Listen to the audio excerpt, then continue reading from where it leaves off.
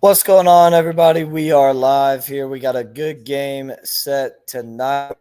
Number 23 ranked USC taking on number 13 LSU. As this is going to be a great game. I expect this to be a great game.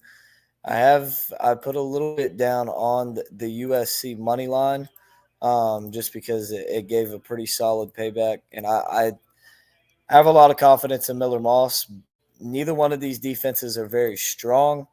Obviously, if I had to roll with one, I would take LSU's over USC, but neither one of them are great. Neither one of them are great. As we are gonna work on getting the football extraordinaire in here with us. He will be on in just a moment with us. So we're going to take a quick break and figure this out real quick and get him in before the game is on.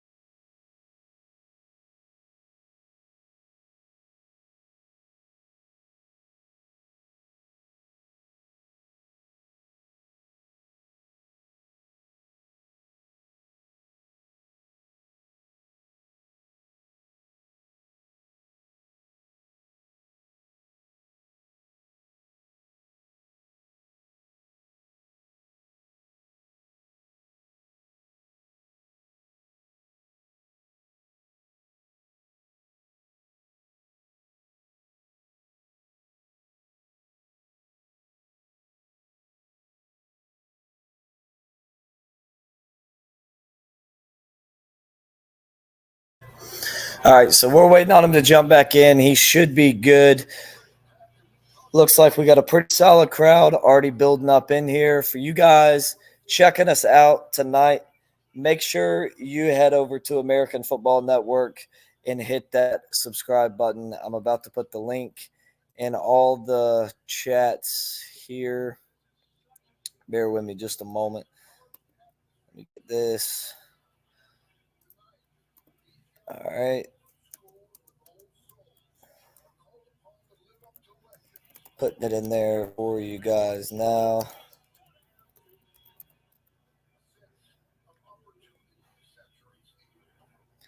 There is the link for American Football Network. And then we also are joined by the football extraordinaire. Let me get his link here for you as well.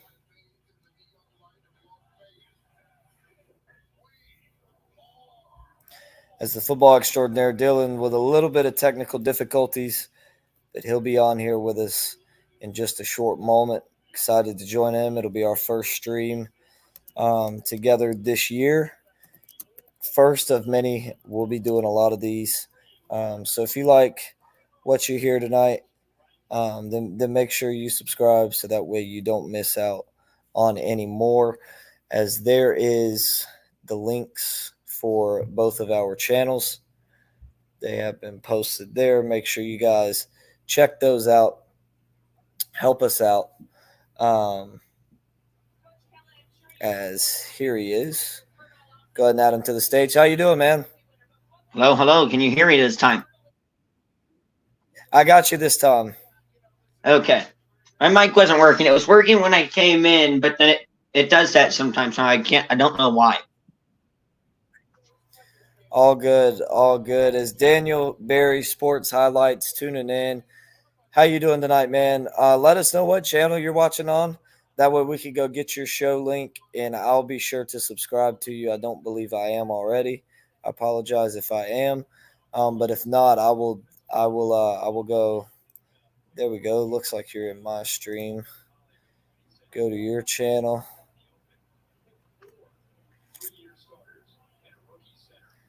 And there you go, my man. Just subscribe to you. Appreciate you jumping in here with us, and checking us out tonight. Bit of a fun fact quick. Brian Kelly all time is 8-3 versus LSU. I meant not LSU, USC. I'm not rusty at all. Interesting. 8-3 all time. Gotcha. Well, yeah, that I don't know what. Yeah, that just it took a second to register, but yeah, when he coached at Notre Dame, yeah, that took. I don't know why that took a second to register in my head. We're both still a little rusty, but yeah, it makes sense. But I don't know if you heard, Michael. I was telling the viewers before that I took the USC money line in this game. Put down a small little wager on that one. I have trust in them. I have trust in them. I think that they can do good. I trust Miller Moss more than I trust Nussmeier. What are your thoughts on this game? What do you think is going to happen with it? Obviously, I believe LSU's favored by 4, if I'm remembering correctly. That's right. I think this could be a. I know a lot of people are thinking this is going to be a competitive game, which they have the right to think so.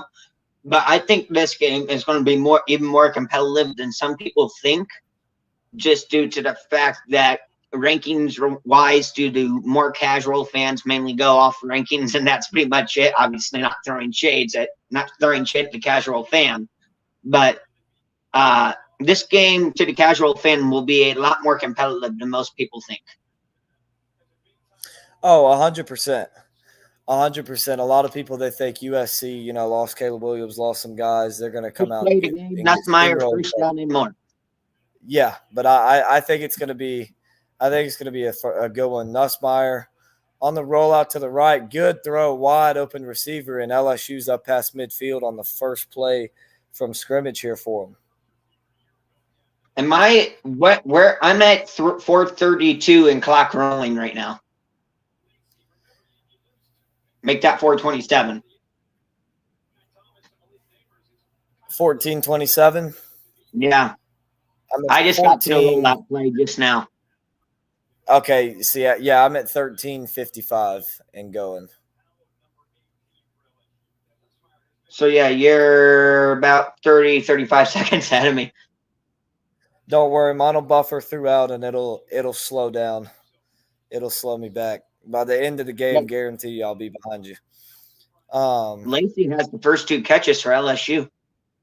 Yep, he does. That's another thing for LSU is another big loss is the loss of Brian Thomas and Malik Neighbors, but so far seem to have um, pretty good work out of their receivers so far early in this one.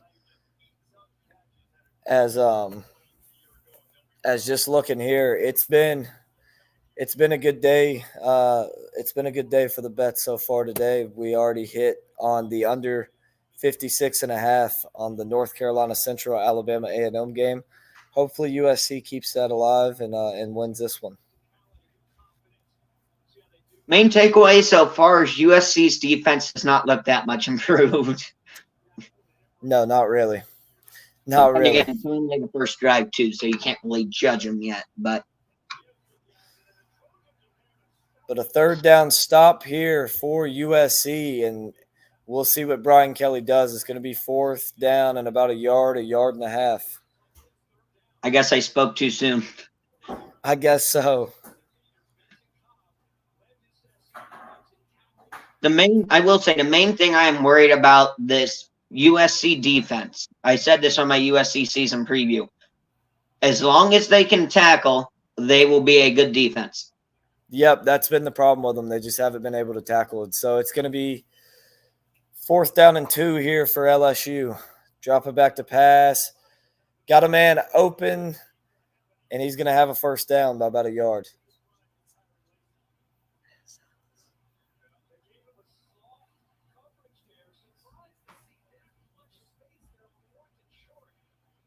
ESPN Analytics says 4th and 9 or less go. I think 4th and 9 might be a little far.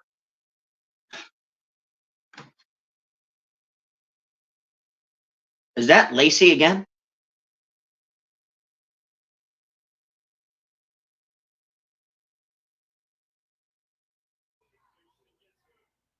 Yeah, Lacey again. Lacey's been lighting them up early in this one.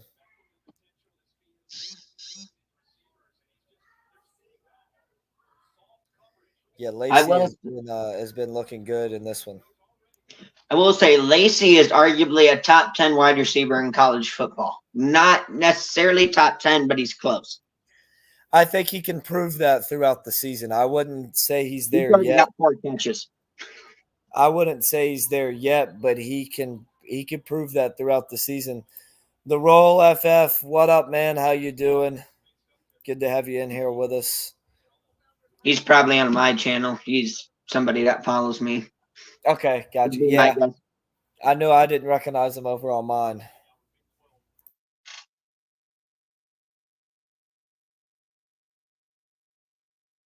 And false start in LSU.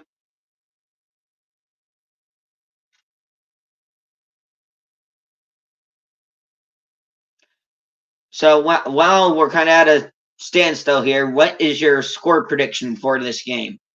I got USC with the upset 45-42 on a game-winning field goal.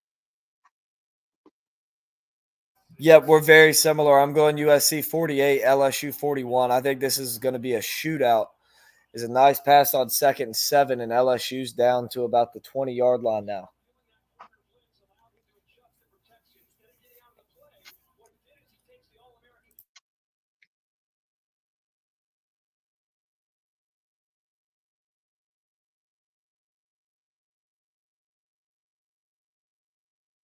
They're still not even really getting pressure, and they're even blitzing. That's Yeah, they're blitzing, and they're just not getting home with it. There's a big run and stiff arm from Jackson, and he's going to be down to about the 8-yard line. well, you also have to count in. I would say arguably LSU has the best offensive line in college football. It's up there. It's definitely top 3.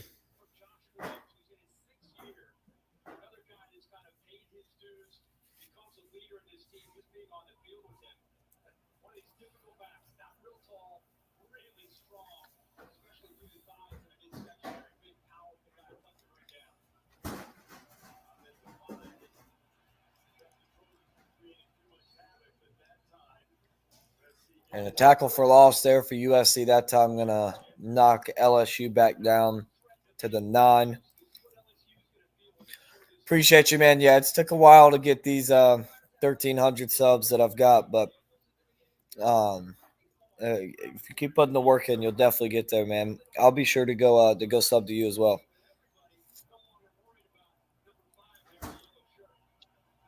Number 18, I forget his name for USC. Let me. Nussmeyer, back shoulder throw to the corner. Did he get inbounds? No.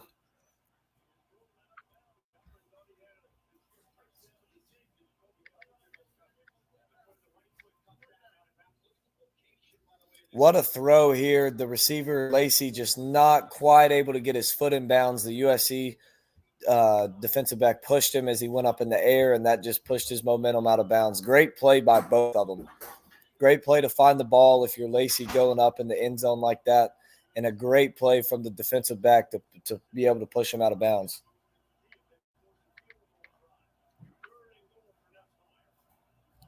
Third and goal from the 9. Nussmeyer drops back to pass.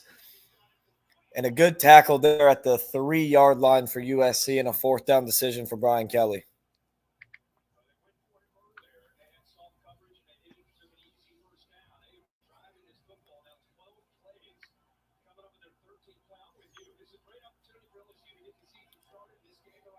Looks like LSU's going for it. FSU favored by 16 over Boston College. That should be like 8. Yeah, I don't know if they're winning that one by 16. It's kind of hard to judge. They're either going to come out flat or they're going to come out with some purpose and a huge chip on their shoulder, which we say that, but they should have done that. They should have done that in the first game after all the whining and complaining they did over the offseason. LSU going to burn a timeout here. Brian Yep. Kelly's still deciding what he wants to do. LSU going to burn a timeout.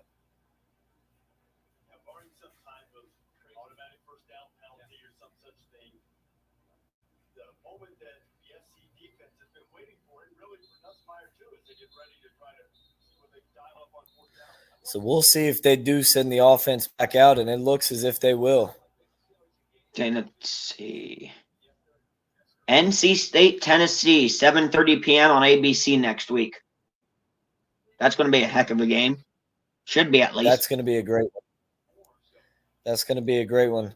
I'll be out of town next weekend for a concert at least Saturday night. I might be able to catch a 12 o'clock game, but Saturday night I'm going to be out of town. But definitely going to be keeping up with that one. As 4th and goal from the 3, LSU looking to put the first points on the board on their first drive of 2024. Tight end in motion, Nussmeier in the shotgun, running back to his right. He drops back to pass. USC is going to get pressure, and Nussmeier just has to throw that one away. USC with the stand. I don't get why you're passing, though. I mean, I understand you're going for it for a 3, but with how spaced out that defensive line is, that lineman, you had literally had what? A whole day you could probably drive a go-kart through. Yeah, the blitz came straight through the A-gap. He came through untouched, forced Nussmeier to move to his left, and the defensive end was waiting on him, just had to throw that one away. Now LSU comes up empty on the first drive. But while they go to a commercial break, we're going to take one with them real quick, and we'll be right back with you guys when the action's back.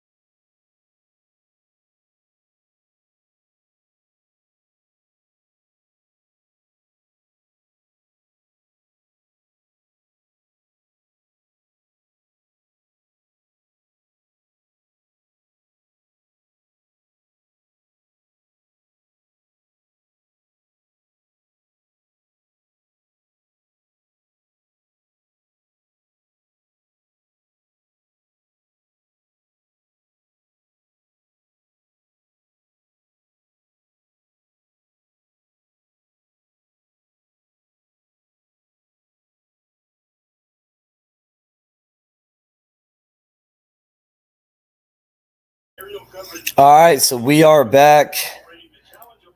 And we're perfectly on pace now. I found a different one. Great, perfect. So I will say, outside temperature in Vegas right now 104 degrees, inside temp 72 degrees. Grace, if you're watching, stay cool out there. I got a cousin out in Vegas. 9 yards on the pickup and a little extracurriculars. I will say two guys you need to watch for when USC has the ball: Miller Moss and Zachariah Branch, and that's basically it.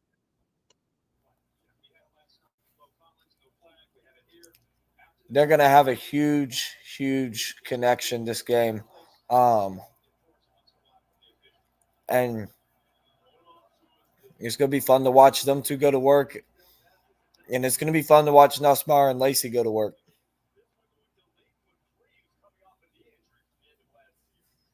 And obviously, you have your studs on defense for each team, especially with obviously Harold Perkins Jr., obviously potentially the best linebacker in all the country. Probably be the best defense player in the scheme. He might end up being the first edge rusher taken off the board. I'll hand off. Oh, what's this? Never mind. He should have kept bouncing that outside.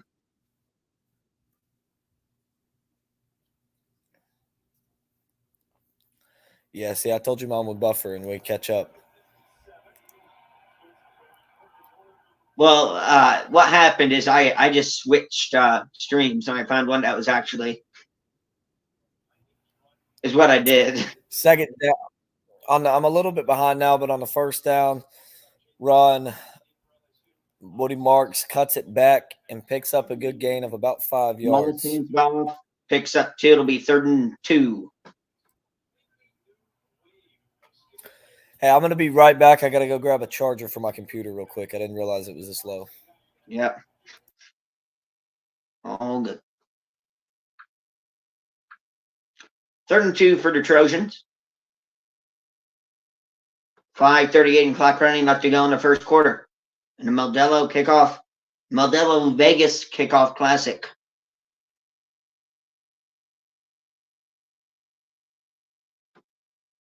Miller Moss in a shotgun. Takes the snap. I'll hand it off. He'll pitch it. What's going on here? Completely blown play, and he's brought down for a loss of 2 in the backfield, and the Trojans will go. But I kept talking. The Trojans will have to punt.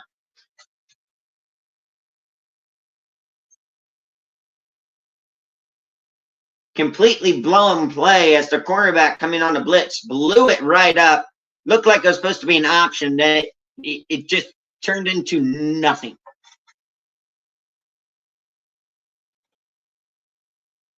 He literally just tackled both.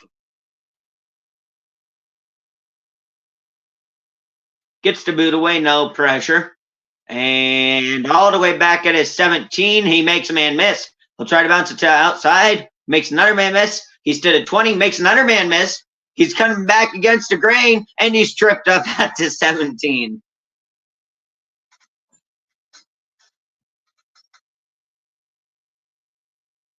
Nussmeier coming out for his second drive with 4:29 left in the first.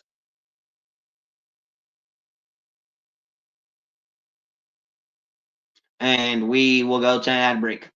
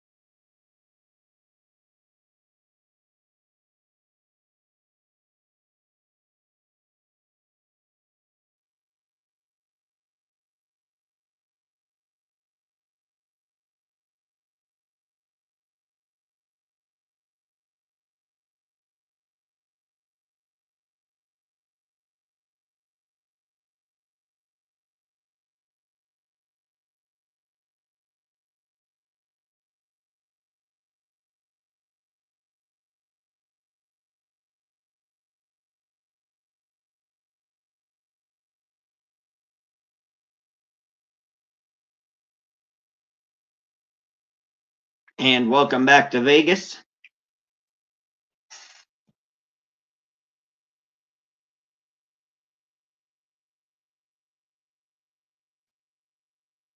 Garrett Nussmeier and the LSU offense back out on the field. Yep, they'll start from their own 17, and a great crowd out there in Vegas. Both of the obviously not that far of a go for USC fans, but a pretty good ways for the LSU crowd, and they made it out there. So great to see a nice crowd for both of these teams out there. Seems to be pretty even split, even though it's like I said, a lot closer to USC.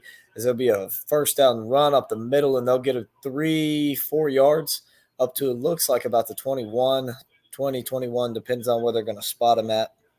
Now you're ahead of me again. Oh, nice. Don't worry, I'll be back behind you soon.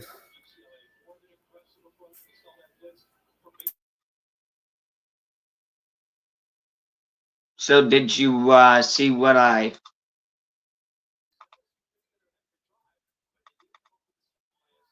sent?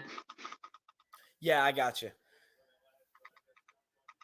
As Nussbauer drop it back, going to dump it underneath for a first down up to about the 31.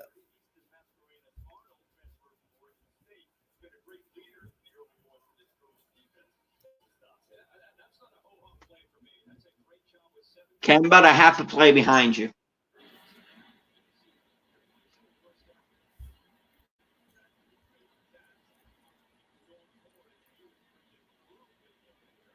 As a 2-yard run here on first down. Bring up a 2nd and 8.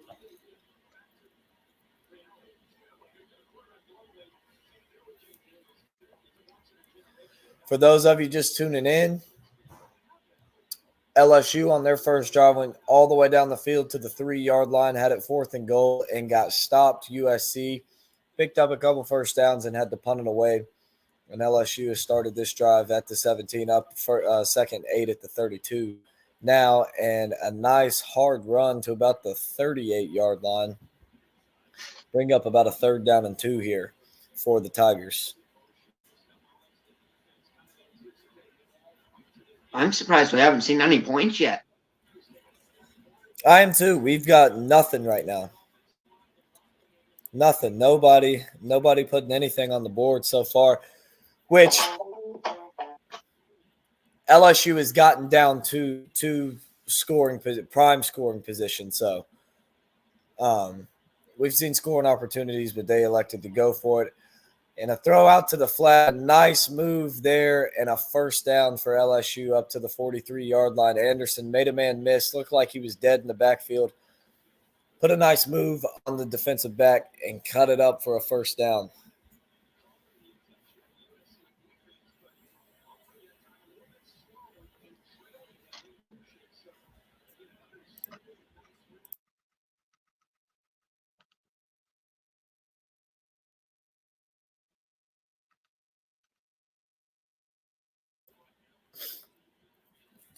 So 1st and 10 for LSU here from the 43-yard line.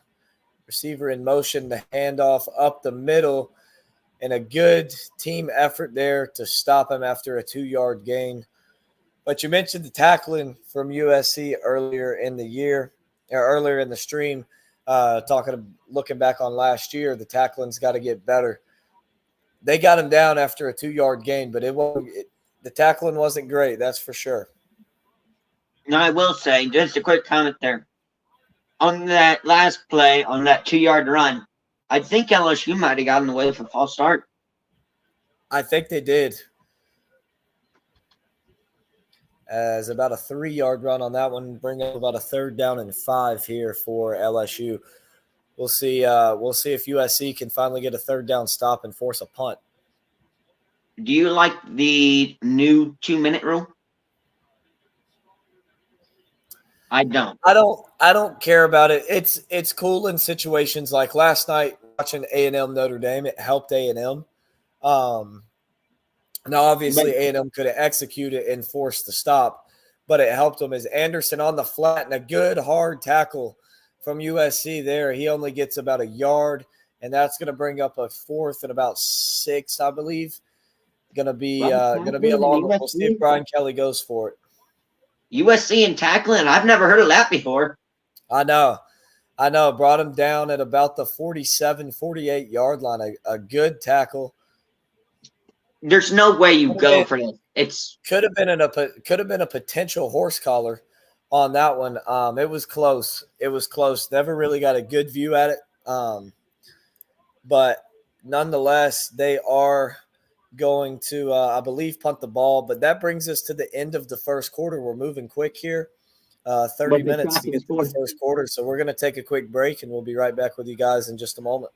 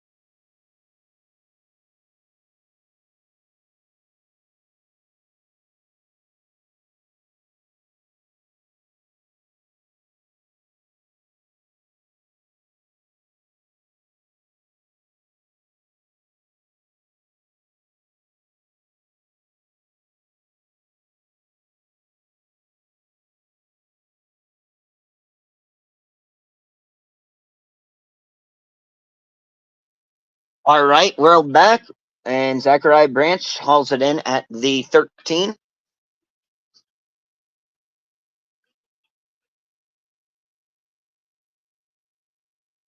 On the fair catch. Yep, as we're back for the start of the second quarter here.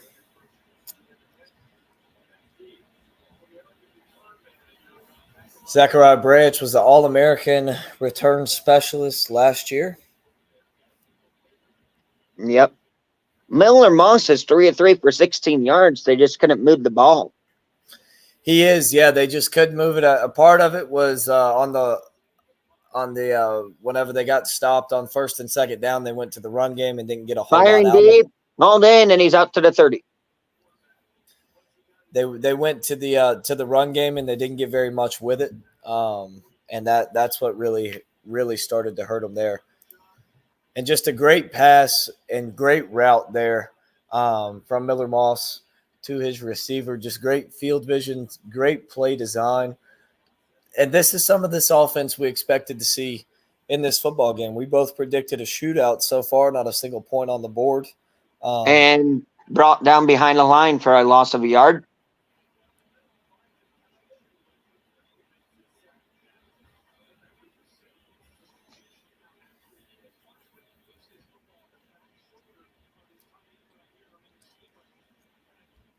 This is about to turn into the Georgia Clemson game.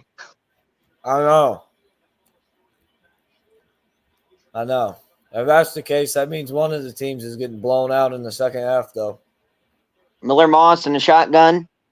Branch in motion. Play action, looking. He'll swing out the branch. It's a screen. Branch calls it in. He's got blockers. He's got a lane. He's to the 45. Makes a man miss. Out of bounds at the 48.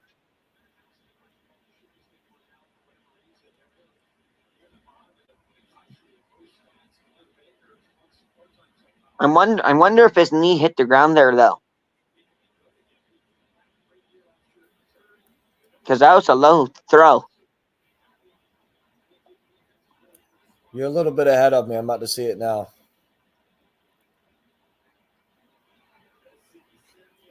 Nah, he was good. From their own 48, the Trojans. Miller Moss in the backfield. Running back on his right hip. Rolling out, firing. Got his, he fired through and incomplete. He literally ran into the guy like he didn't even see him.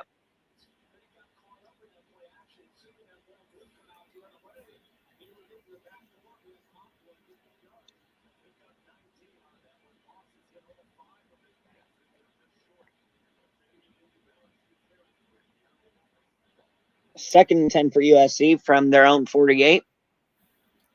Once again, running back in the backfield on Moss's right hip and a false start in USC. And the refs almost didn't call it. How about Ashton Jeanty yesterday for Boise State? What a game he had. 247 yards and 6 touchdowns. Just wait till they play Oregon. Oh, I know. If he plays like that against Oregon, Oregon might actually lose. Based off of how they played yesterday, yes. Delay game on the defense.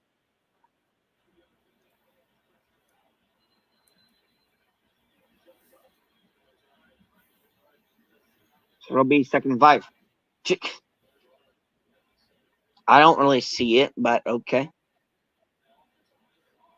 Moss back to pass, looking, stepping up, firing. It's another screen. Makes a man miss. Gets close to the first down. It'll be about 3rd and inches. Which on the delay of game as well, it doesn't necessarily have to be something they do physically. It could also be something that they yell.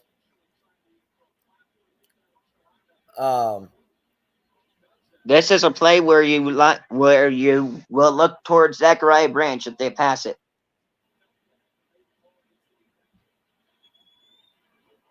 Moss takes snap, hands it off at the middle, first down, just barely.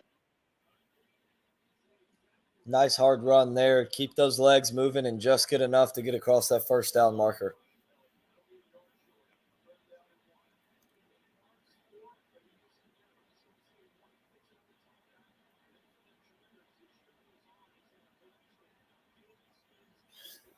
It's crazy because both of these teams last year were known for quick scores, explosive plays. But so far, LSU has gone on a long drive down the field. I think we'll see working on a long drive down the field right now. Moss firing, one-handed catch. What? No way.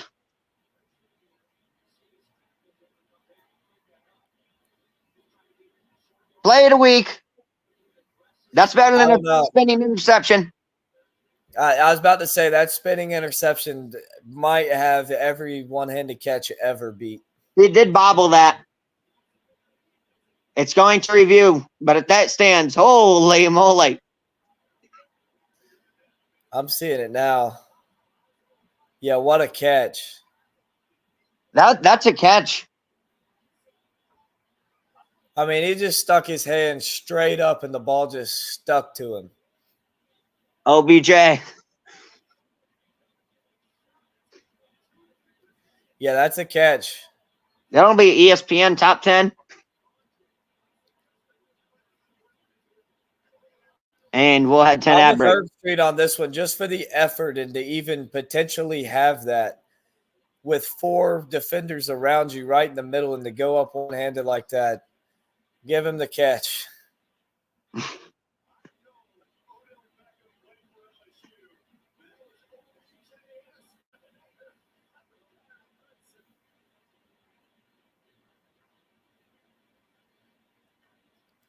Man, oh man, what a catch if that one stands. Honestly, that was so good. That one, you might put that one on Sports Center top 10, even if it's ruled not a catch. If you guys aren't watching the game, you'll see that highlight all over social media later for sure. What a catch that was. Insane catch. Insane catch. We're going to take a break while they review this one. We'll be right back with you guys in just a moment.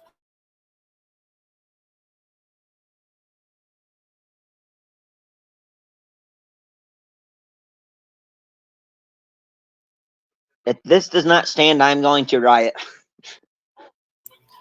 It better stand. That was a heck of a catch. Reminiscent of that Oklahoma players catch against the Oklahoma players pick against whoever that was. Yeah, I forget who they were playing, but that was a great catch.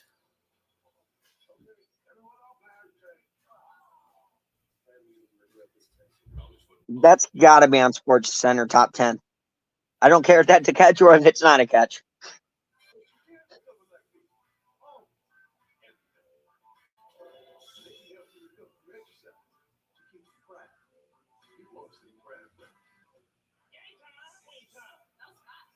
Also, while we're on ad break, I know you brought up the Boise State's running back numbers. How about T-Mac this year for Arizona?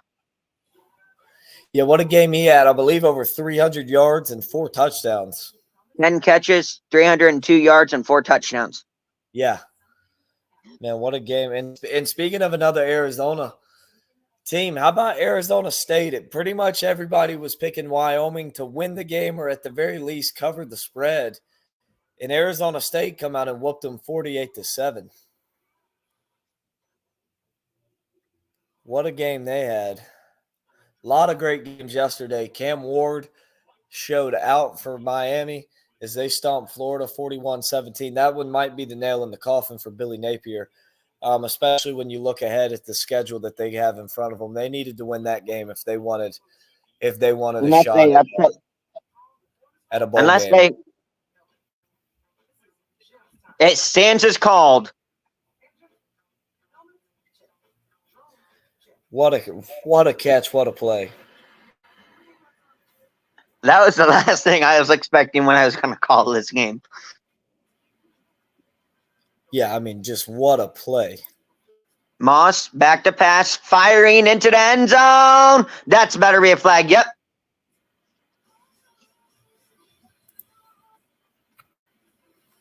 Basically, Brian will be the guilty party. Basically, give him a big bear hug.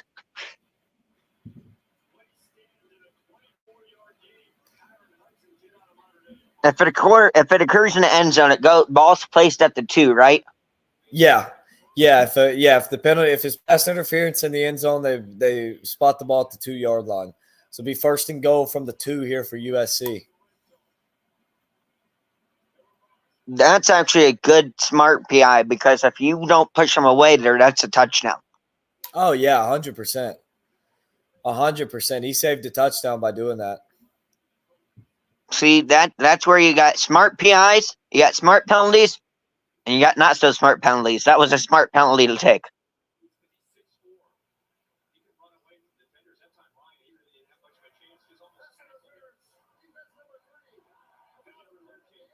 Excuse me, 304 receiving yards. Okay. For T-Mac. Yeah, I knew he had a lot. Set an Arizona record, and GT also set a record for Boise State.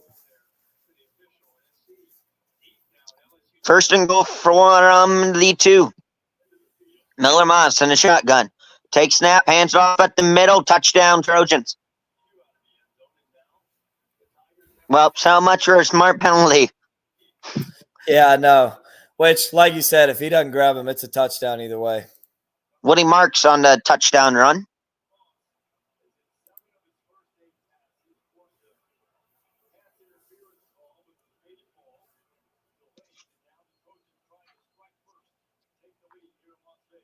Just walks us in. 8 plays, 87 yards, 352 to do it.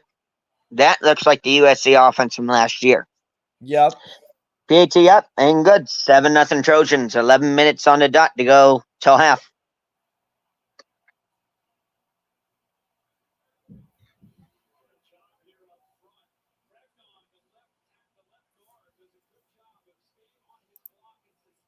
That play might be the catch of the year.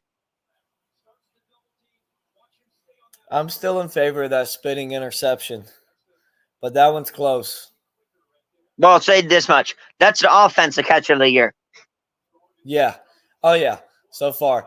But it's funny because they'll say catch of the year, and then it's like the second you say that, you have to second guess it because something else happens. Speaking of great performances, how about Shadur Sanders? I hate to say it, but Oh, yeah. Great performance from him against North Dakota State. He had the one interception, but that was literally something straight out of College Football 25. Like that, you can't put that one on him at all. Bounces off a defender's leg who's laying face first on the ground. It goes straight up in the air to the North Dakota State defender. kind of like what happened with Ohio State and Akron, with Akron's third string quarterback throwing it right off of the Ohio State defender's helmet and right into the hands of Powers, the linebacker, for a pick six. Wow. Wow.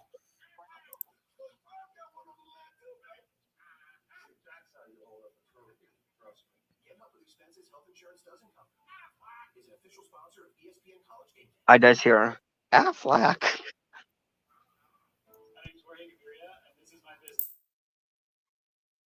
I figured it would be 14 or 17-10 right now.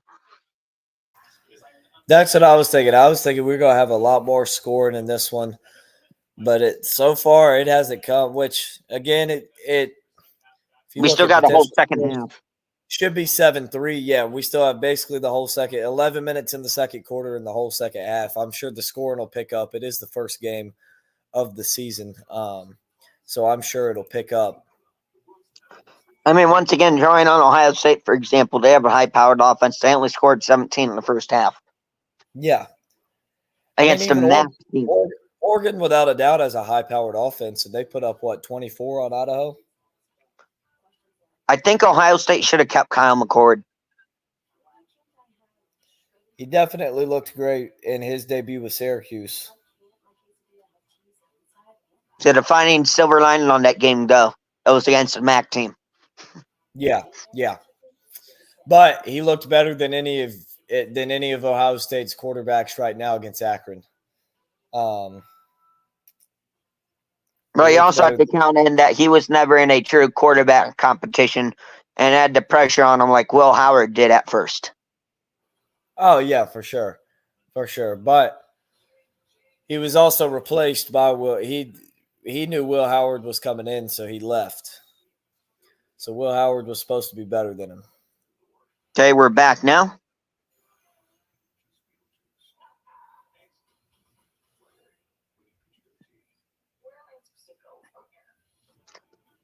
Boot is away,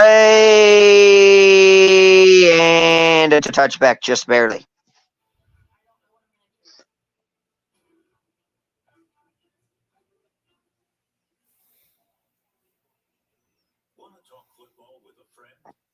Brian Kelly's supposedly furious over the defense delay game. They're going over that right now.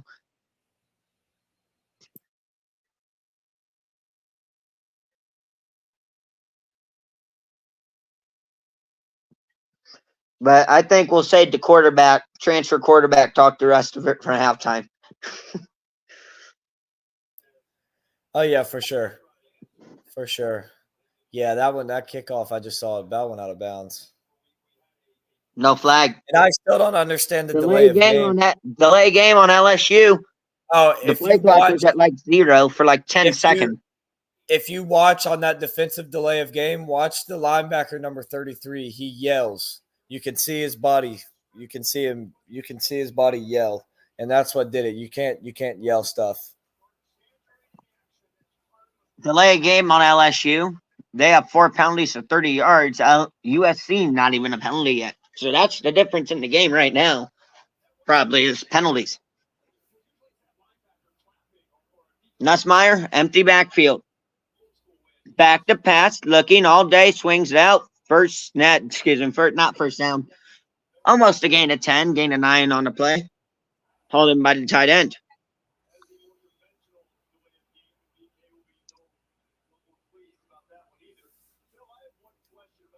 USC, a team as a whole, has gained 1,400 pounds.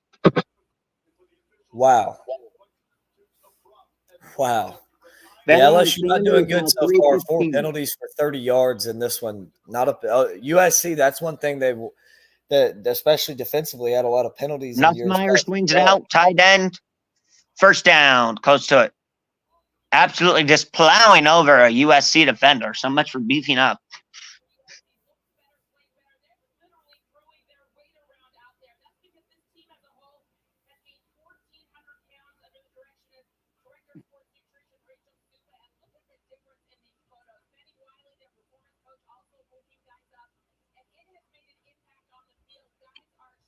And LSU now out to their own 45.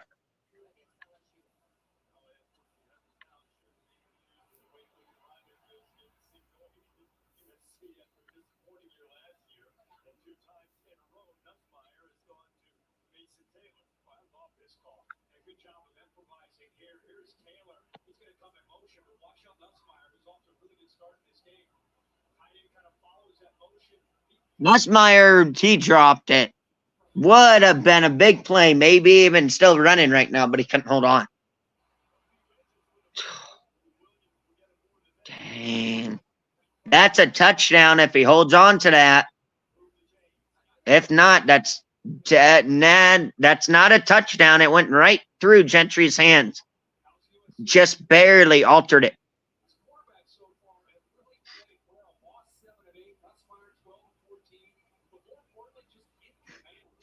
Nussmeier, 2nd and 10 from the 44, swings out, hauled in, caught, makes a man miss to the 50 and brought down after another LSU first down. Thomas on the catch.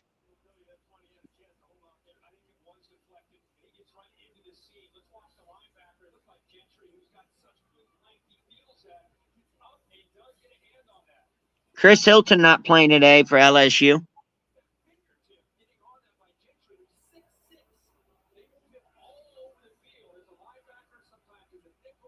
Nussmeier, 1st and 10, back to pass. Swinging it out. Got a first down and more. This is the offense we're used to seeing from these two teams now. Yeah, it is. They're really starting to get going in this one, and it's shaping up to be a very fun game.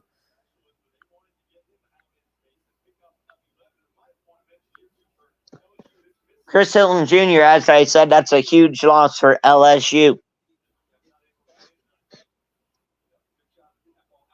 On the offensive end. From the USC 33, Nussmeier. Wide receiver in motion, takes snap, hands it off at the middle for about 4.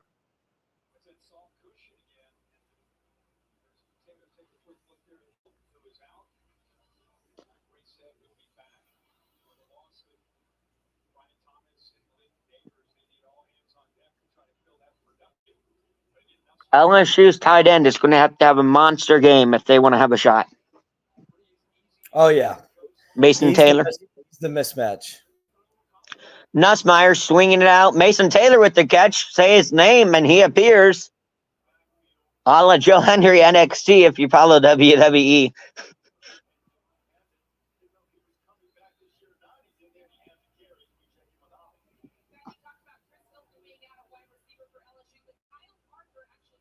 Inside the red zone.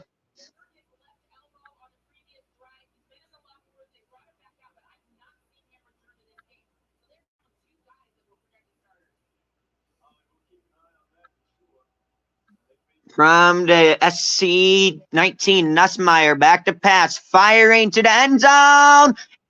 Caught, touchdown LSU. Lacey, another great catch. Not one-handed, but you can't throw a better ball than Nussmeier just did.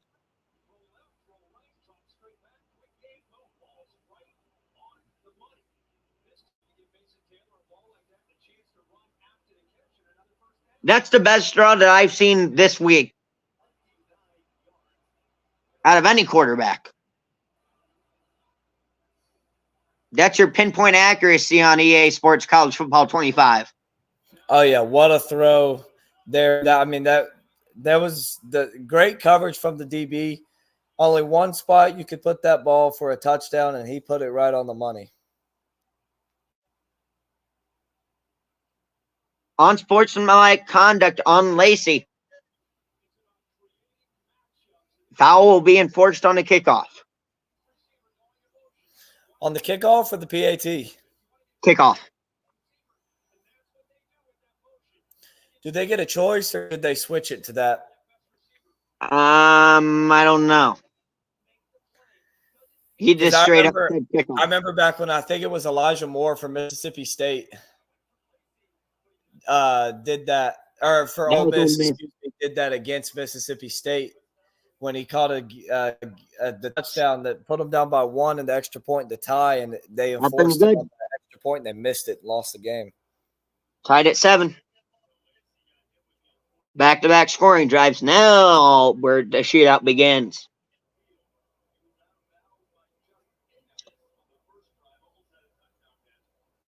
Oh, that's where the unsportsmanlike conduct came in. That last highlight right before they come to head. I don't really see a whole lot there, but yeah, Brian Kelly wasn't very happy with it.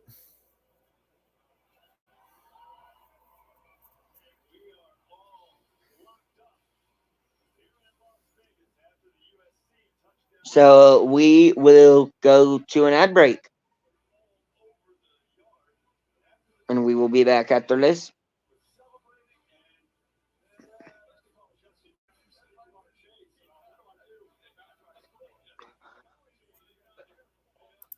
Speaking of that, you mind, quick while we're on ad break, you mind scrolling up the graphic a little bit? If you can. Yes. Because the box score is being cut out. I was like, where's the box score at? Oh.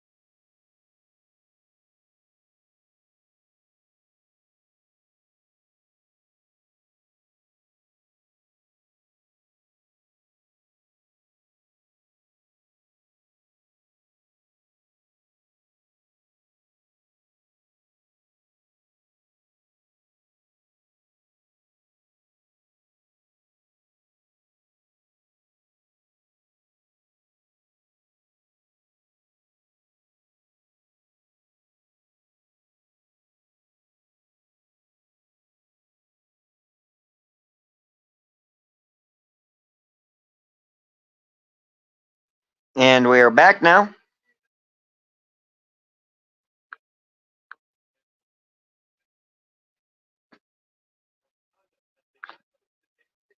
Nah, yeah.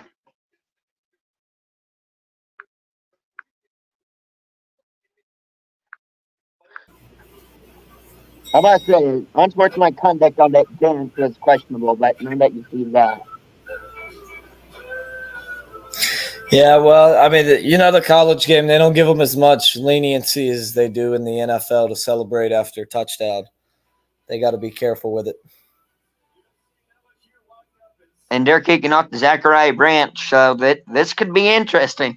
It will be because he's going to have room to return it. This is at least going to be out to the 30, you would have to think. Okay, there's the unsportsmanlike right there. He held it up a gun like he was shooting one of the USC defenders. From the 10, he's going to return. He's to the 20, 25, 30, 35, 40, 45, 50, 45, and brought down by the kicker.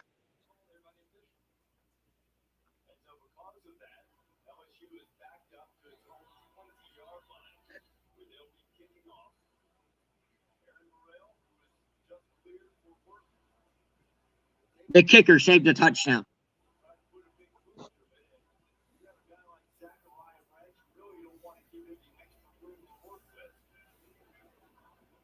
Pat McAfee proud of that kicker's effort. Oh, yeah, that'll be on McAfee's show tomorrow. If he cut to the left, he was gone. He could have outran him, yeah. But still, regardless, great return. And we got the Tiger down on the field. With 6:56, that's in the second quarter, we will take another ad timeout. One play, ad timeout.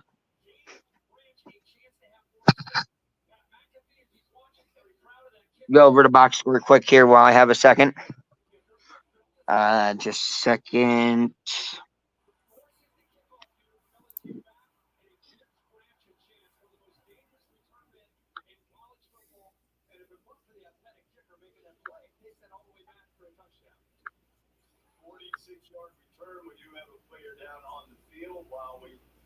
Check on his condition. We'll take a break here in Las Vegas. USC has it at the big kickoff. Here's your box score. Miller Moss, 7 of 8, 80 yards, no touchdowns, no picks. March, leading rusher for SC, 4 carries, 9 yards, a touchdown. Zachariah Branch, 2 catches, 28 yards. Nussmeier, 16 of 19, 148 yards, a touchdown. Williams, 6 carries, 27 yards. And, of course, Lacey, 5 catches, 60 yards, and that incredible touchdown catch.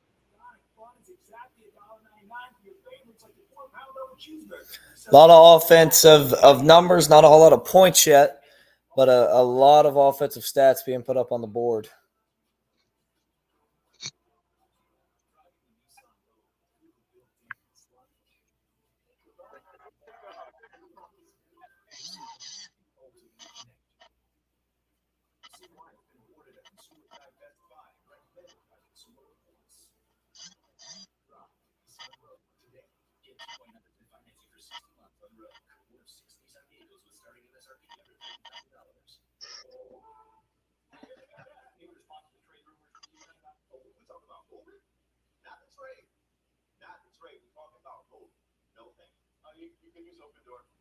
What is that?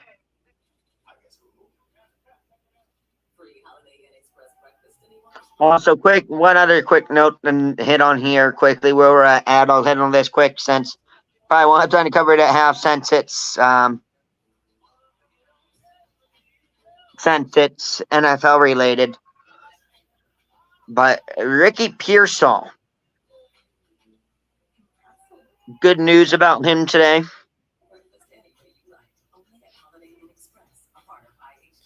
Oh yeah, for sure. Heard he's in I heard it was serious but stable condition. So good to hear that he's stable. Obviously, prayers up to him. Hopefully he will be okay. Hopefully he will be okay, as I know everybody is thinking about him for sure. That's perfect timing on that as we are back from ad. Miller Moss in the shotgun. Firing deep. Hold in at the 10. Deuce Robinson on the catch. First and goal, SC. Well, I think the shootout's on now. I think it's on. Excuse me, not the 10, out at the 6. No better place to celebrate than the sports and entertainment capital of the world, right here in Las Vegas. And Resorts World. Rule the world at Resorts World Las Vegas. Wide receiver in motion. Moss from the LSU 5. Takes the snap. Swings it out. Threw it short. Otherwise, that's a walk-in touchdown, and there's a flag. Ugh. That's a walk-in touchdown if that's an accurate throw. Another big, tall, rangy receiver is 6'6". Gilbert, who transferred over from Texas A&M, he actually loses his footing. Made it easy for Robinson to go right by him. But how about the throw? Plus the legal blindside block on SC, which is really going to do him in now. Oh, yeah. That's what. Well, that's technically a crackback block now is the technicality for it. Pretty much the same thing. Not quite the same thing for people that are wondering. It might look the same, but it's not actually the same. And now,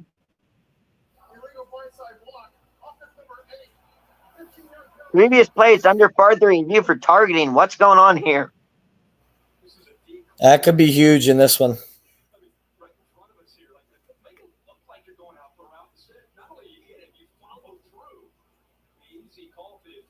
Jacoby Lane is who they're looking at apparently as the guilty party. And that could be huge because he's one of their big receivers on the outside. Big guy. They're looking at it on the blindside block is what it is. Oh, yeah. He's somebody who could really who could really be the difference maker in this game. I mean, the guy's not defenseless, obviously. Which means it's not head or neck area. He has to launch into him with the crown of his helmet. Because what is classified as defenseless? I can't remember. You want to explain that? It'd be like a receiver going up for the football or a quarterback sliding, something along those lines. So a defender pursuing the ball carrier is not a defenseless player. I don't believe so. Not only that, he's also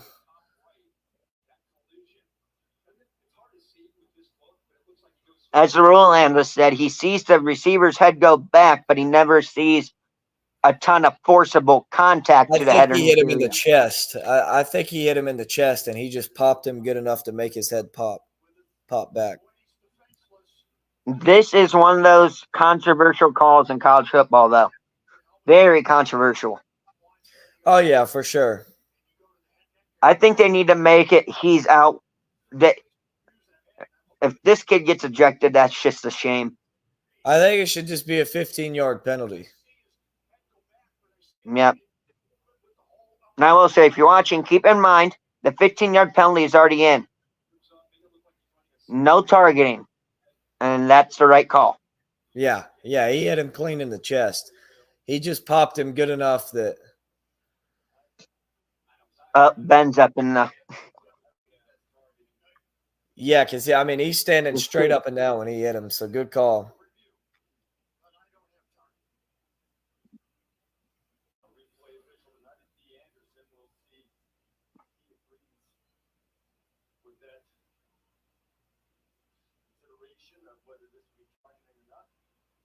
Boston College, Florida State tomorrow, 7:30 p.m. on ESPN. Miller Moss, first and goal from the 20. Play action, looking, and he's sacked.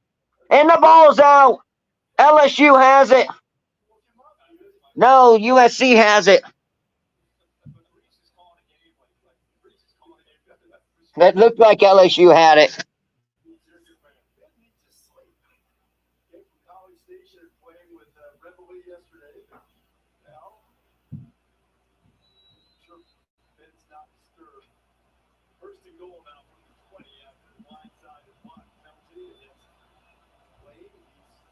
Yeah, you got somebody in the chat, just a heads up.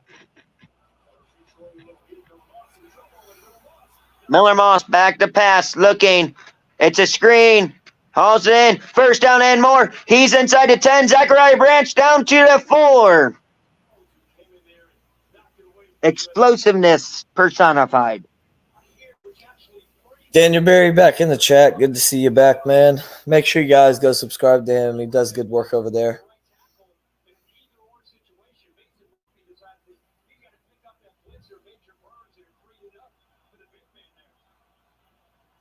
Zachariah Branch now 3 catches, 47 yards. Starting to become a bigger factor as this game goes along.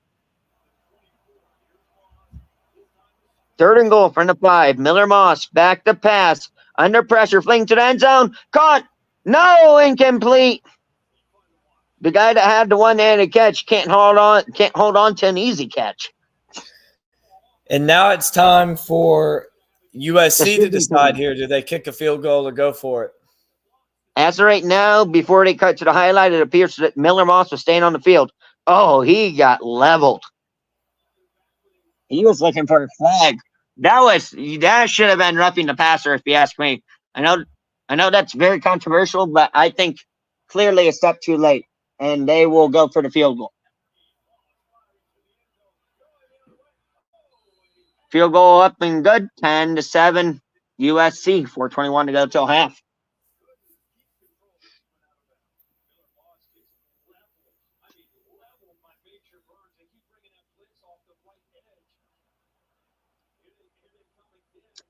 If you see that replay of Miller Moss, you have to tell me what you think. I think that should definitely be. I think that was roughing the passer. I mean, he's already.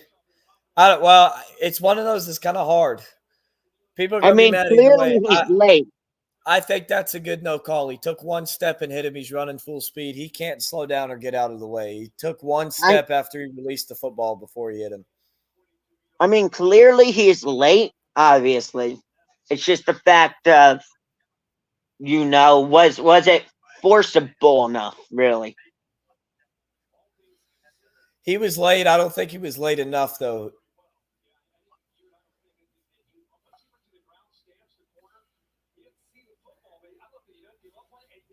And you could see him try and pull up as well as he hit Moss. And you could see him try and pull up.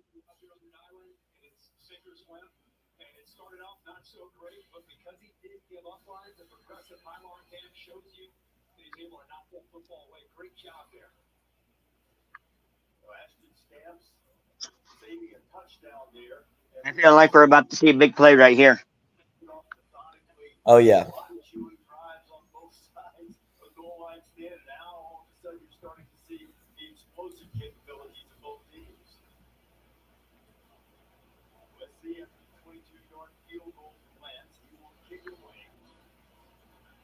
First and 10 from 25. Nussmeier pitches it.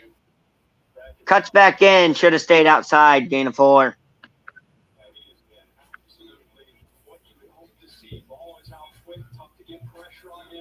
Really good decision. Nothing downfield. 7 in coverage. Okay. Lead my back one-on-one with some space. I'll check it down. Do the right thing. And the accuracy. We've seen some amazing throws where he's put it. You got 2 people watching over on your end and none on my end currently. Nussmeier. It's been going back and forth. Taylor hauls it in. Be 3rd and short for the Tigers of Baton Rouge. Nice catch there.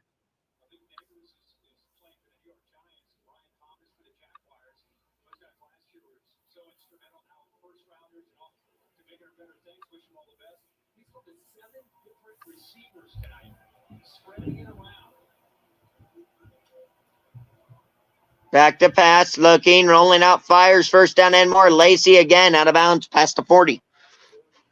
Lacey having himself a game.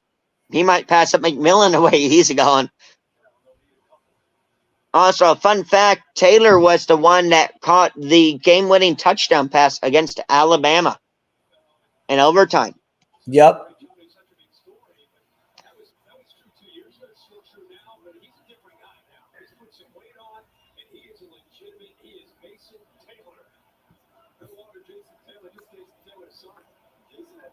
Taylor so far 6 targets, 5 catches, 43 yards. Mark my words, he will be the first tight end taken off the board if he goes to the draft this year. 2 years ago, we followed this game and he's a true freshman. And into overtime against Alabama, they were expecting a big underdog at home at night in Death Valley. That was it in overtime, the game winner. And we showed his mom there who was in tears. It was really a special night for his family. And kind of his introduction.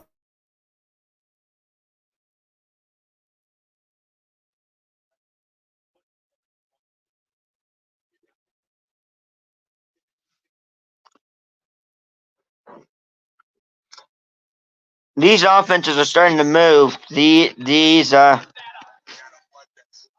We're about to see these offenses explode in the second half.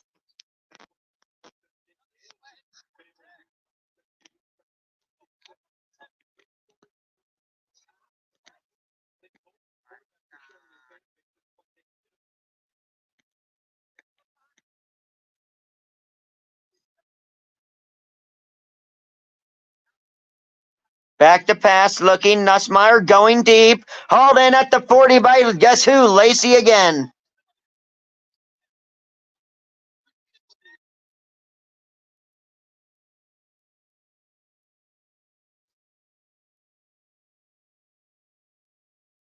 Holy moly, Lacey's having himself a day. Is Lacey over 100 yards yet?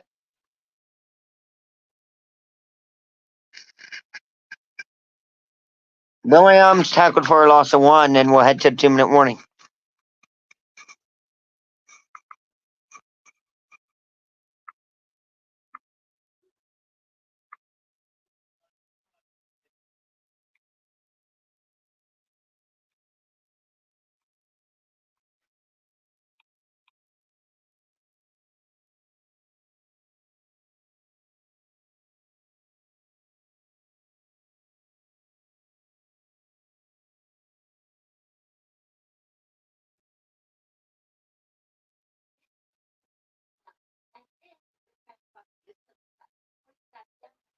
Oh yeah. Did you see what Nick Saban said about Ohio State's roster in College Game Day?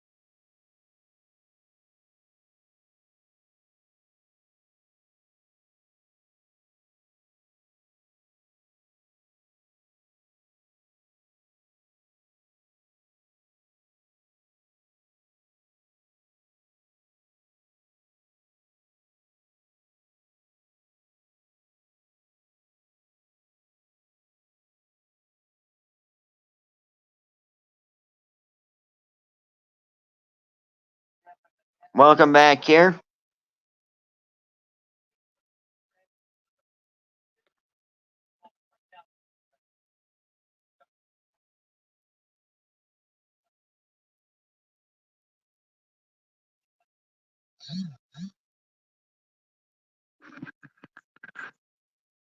Here we go. Nussmeier back out on the field.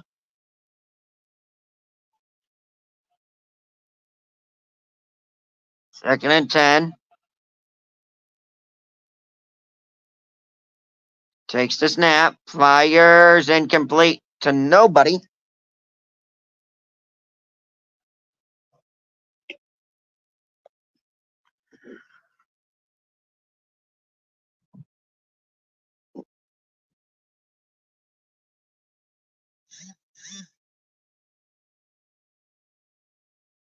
Second and 10.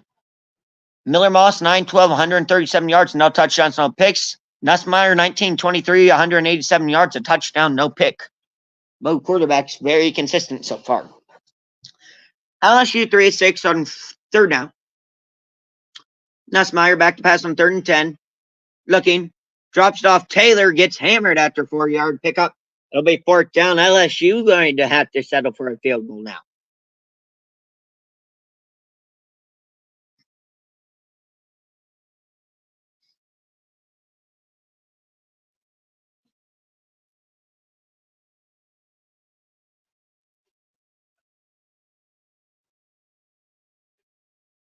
Fourth down and 6. 45-yard field goal attempt to tie the game up at 10 for the Tigers. Last year, Ramos was 12 of 15. His long was 48. Up and good right down the middle, and we're tied at 10. With a minute late to play to go here in the first half.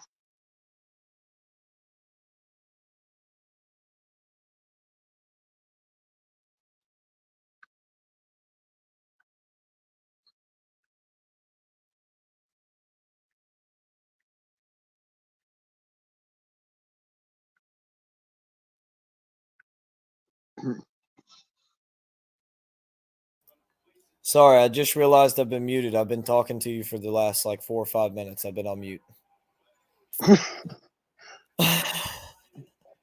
I was saying, though, plenty of time for USC to go down the field with 1 minute and 8 seconds left, and you got 3 timeouts.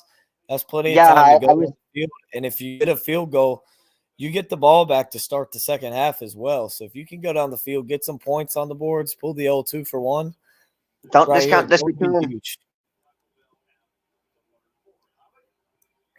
Don't discount this return either. Yeah, they could go take it back right here. Yeah, I asked that question that I asked you, and then I heard chirps on the other end. I was like, okay then.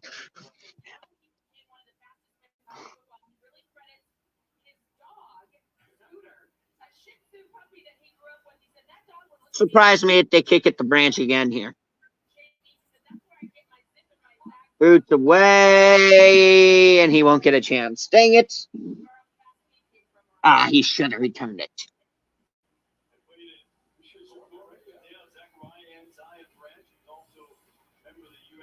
That's another thing we'll have to review is, preview is Boston College and Florida State tomorrow. That ought to be a more interesting game than I think people will think it'll be. I do too, because Georgia Tech killed Florida State in Ireland with the quarterback run and just the run game in general. Castellanos, a more explosive runner than Haynes King. Not quite as consistent, but definitely more explosive. He can break off one for 80 yards on you out of nowhere. I think he's going to give Florida State some problems tomorrow. I think that run game at Boston College will give them some problems. And Bill O'Brien, head coach for BC, I think that he's going to draw up some nice plays, a little bit of trickery with Castellanos, and I think they have a good shot of beating Florida State. Obviously, it'll be tough down with the game down in Tallahassee, but it's possible. You also got to wonder if that crowd will be dimmed a little bit based off what happened in Ireland. Hands it off at the middle. Might have got the first one. College football down in the South, they're going to show up and show out, especially for the season opener at home. That stadium's going to be loud and it's going to be rocking. Miller Moss had his hand on his own offensive lineman, and he's favoring it. That's not good if you're USC. Third and literally not even the nose of the football. Timeout. USC. They're first.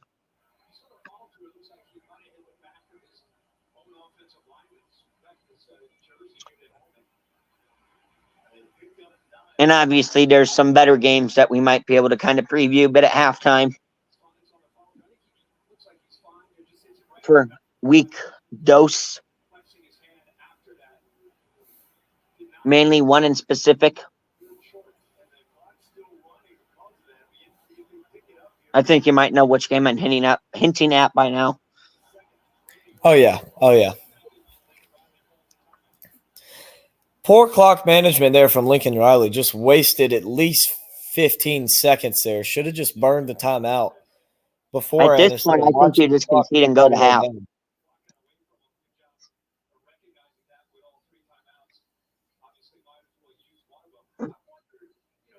What are you doing?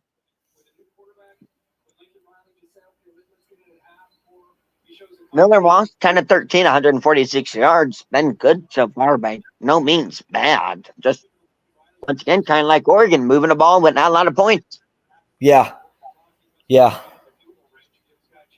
Moss in a shotgun, third and less than the nose of the football. Back to pass, under pressure, swings it out, caught, and he got it. Oh, just barely staying up on his feet.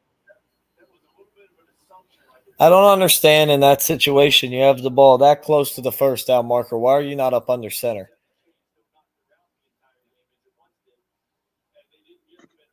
USC going, hurry up. Back to pass. Moss swings it sideline to the 42 and out of bounds with 23 seconds to go. They do have a shot here. And still 2 timeouts, so everywhere on the field is open. But it would have been big to have those 15 seconds back, though. Oh, 100%.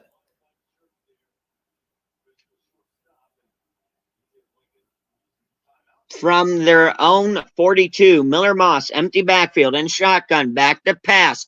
Looking, firing deep. He's got a man into LSU territory, down to the LSU 36. Call timeout if you're SC. Yep.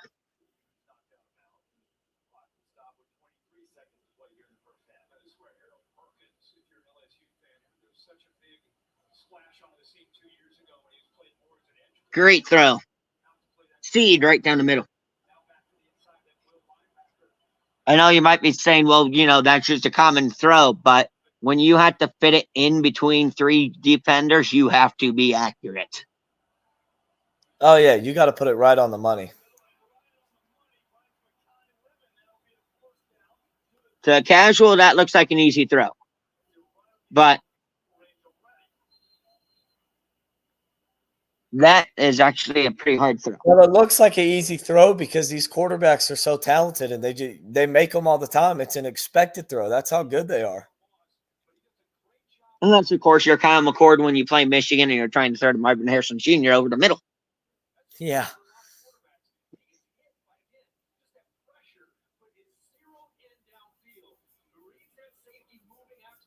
I got some news brought up for us for in about 18 seconds.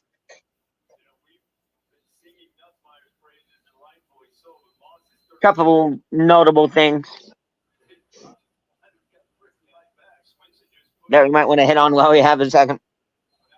Up the middle, he's got a hole. He's got a lane inside the red zone and down to the 19. Call timeout. They're going to spike it. Good move. No, spike with 9 seconds left. That's a great move because you saved the last timeout. If you get sacked, you call the timeout and you still get points at the end of the half.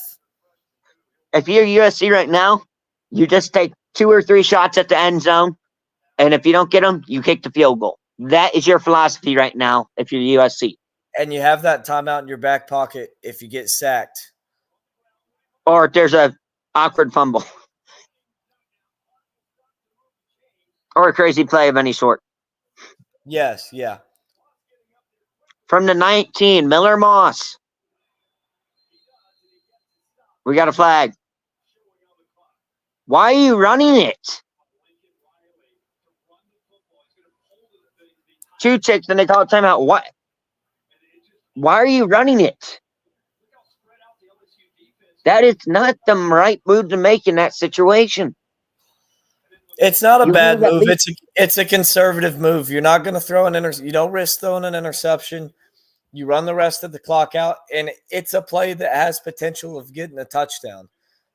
We just saw a huge run from him there. It's a play that gives you potential without as big of a risk of giving the ball up. I think it's a solid move from Lincoln Riley. He knows points aren't coming very often in this game. Both teams going on long drives for the most part. And now it'll get blocked. How much you want to bet? He missed it. He missed it. I saw that right as you said, what if it gets blocked? That's why I didn't say anything. He didn't even get blocked. He just pure shanked it. Yeah, just completely missed it off his foot. That'll be on Pat McAfee's show too. But not for the right reason. Murph Street jinxed him, though, by saying it'll be a gimme. He jinxed him on that one. I mean, yeah, but if you think about it, see, they should have took a shot at the end zone because USC gets the ball to start the second half. So you should have took a shot at the end zone because no matter if you throw a pick, there's basically going to be no time left, and you're going to get the ball right away to start the second half. And the worst part about missing that kick is that gives that – you just went on a long drive. If you could have took the lead back right there, all right, you got the momentum going into the locker room. But now you give LSU that momentum into the locker room. You feel a little bit defeated after that. So 10-10 at the half. I'm going to take a break here for the half. But, Michael, you're more than welcome to carry on during halftime. Yep, I'll go ahead and recap what happened this week, how transfer quarterbacks did over the first week of college football, and then we'll get started with the second half.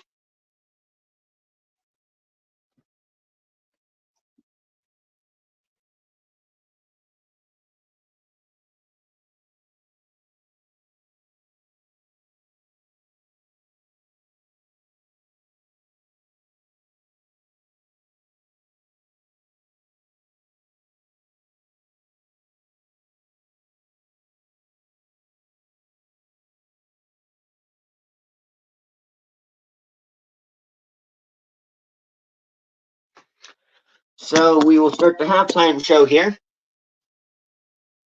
as we will start by going around the league and recapping the games that happened week 1 before this game.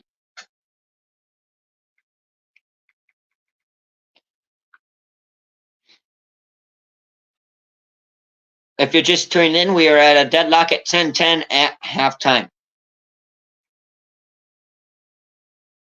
So I'll start from week 0 here, since didn't really get coverage from week 0 on. Obviously, the shocker to most casual fans was Florida State losing to Georgia Tech. We'll go ahead and move on to that. Then we got the first game of week 1. WCU versus NC State. This was the Thursday game. This was the first game of week 1.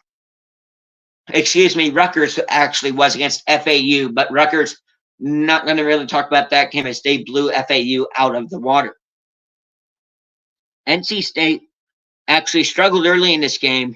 Some people had them on upset alert heading towards the end of the game, third, fourth quarter, but then they would pull away. Linwood loses to Kansas 3-48.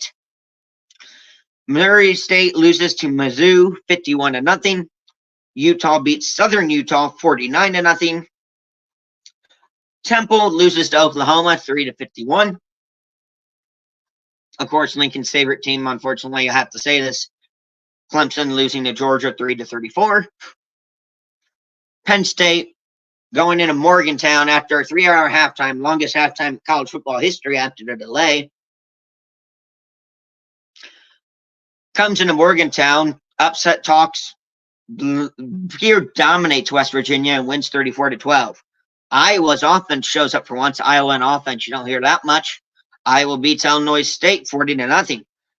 Tennessee beat Chattanooga 3-69, and what was a great game for Tennessee's quarterback. I don't know how to pronounce his name, and I'm not going to try.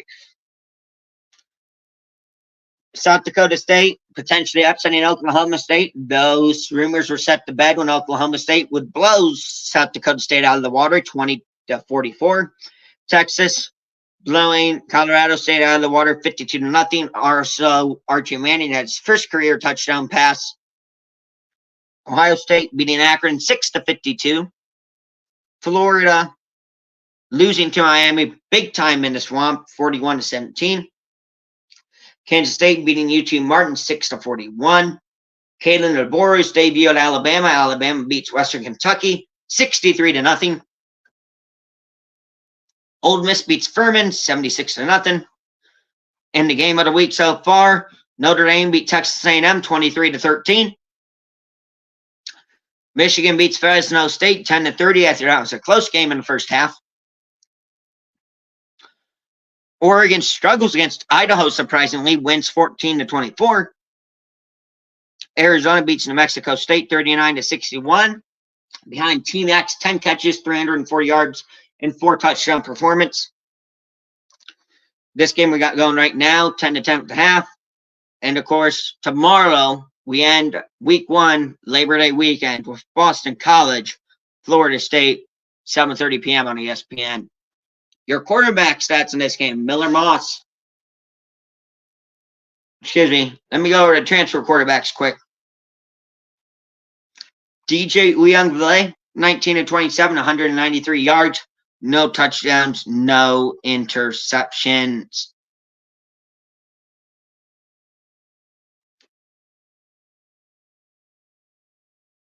Let me keep going. Cam Ward, 26-35, 385 yards, 3 touchdowns, and a pick.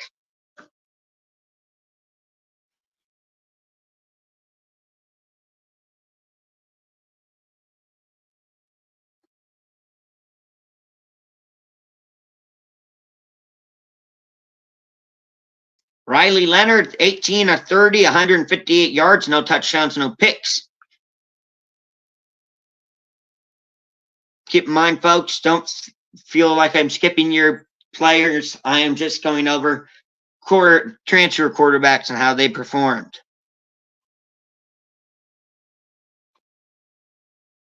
Dylan Gabriel,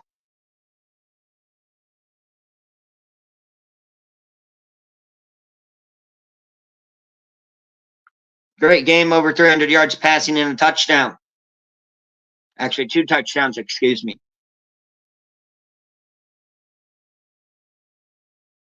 And then we're here to this game. And obviously, the one game, couple games we're going to preview is obviously Boston College and Florida State, as you heard us kind of previewing that. I think, as I said, this game could be closer than most people expect due to the fact Dylan Gabriel was 41-49, 380 yards, 2 touchdowns, no picks, by the way. Florida State, Boston College, I think it'll be a lot closer than people think due to you don't know what DJ Uyunglele you will get. Also, Will Howard for Ohio State, 17-28, 228 yards, 3 touchdowns, no picks. And, I feel like we might even see another upset here with BC and Florida State.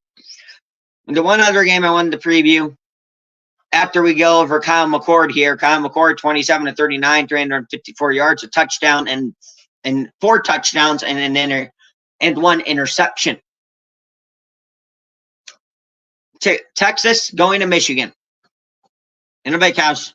Noon kickoff on Big Noon. and College Game Day. Most people are expecting Texas just to go into the big house and just completely blow Michigan out of the water. I think Michigan's defense will keep them in it for the first 3 quarters or so, or maybe a little more. But Michigan will end up falling behind, and Texas will pull away to win that game.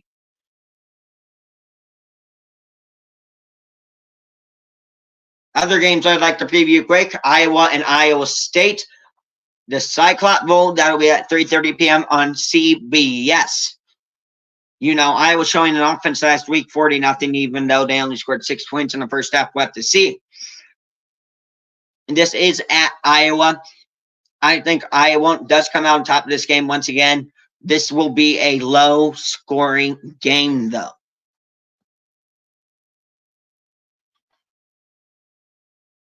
Then, of course, the nightcap, 7:30 p.m. You got Tennessee heading to NC State. Tennessee ranked 15th in the country. NC State ranked 24th. Keep in mind, those rankings are to be adjusted on Wednesday, I believe. This is going to be a huge game, probably a top 25 matchup, as long as NC State does not drop out. I will probably be calling this game. Unfortunately, Lincoln will not be able to join me, or I will not be able to join him, whatever way you want to put it, because he has plans. But still, that is going to be an amazing game. Then you got Oregon, Boise State at 10 p.m. That could be a sleeper game. Don't fall asleep on Boise State in that game for the cover.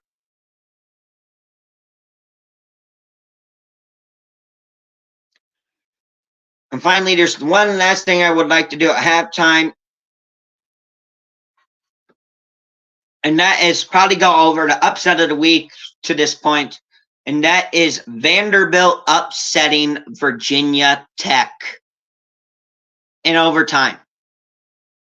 Obviously, Vandy started off hot out of the gate. Virginia Tech came back. Vandy missed a field goal, sent to overtime. And Vandy just won from there. So,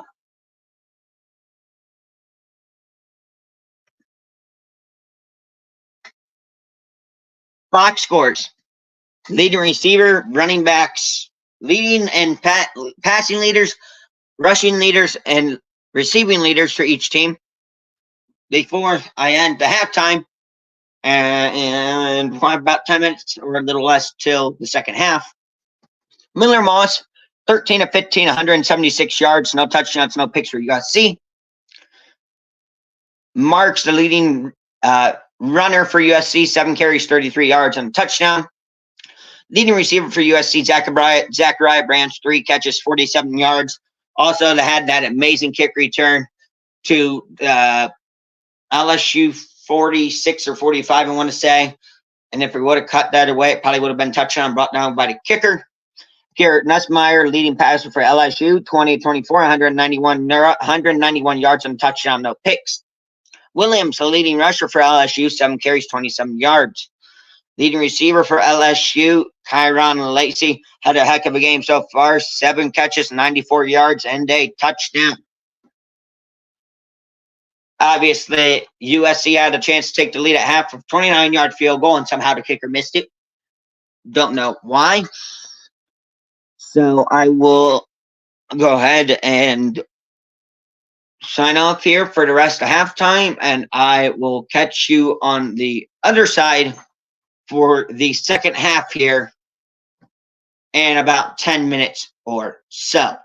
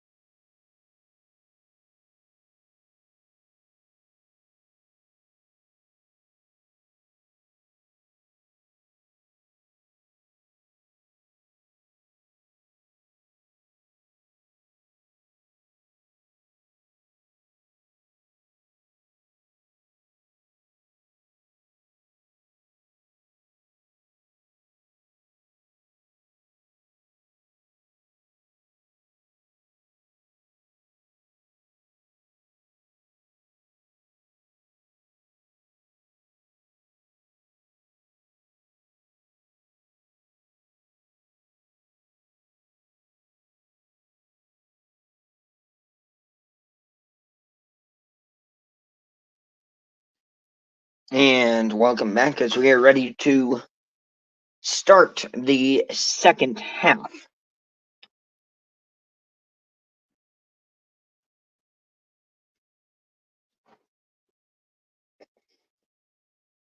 As we are tied at 10.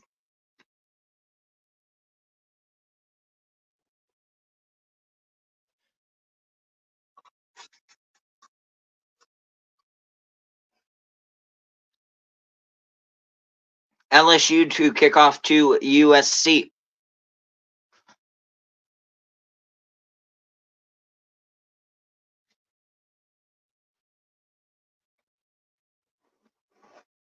Zachariah Branch back to return for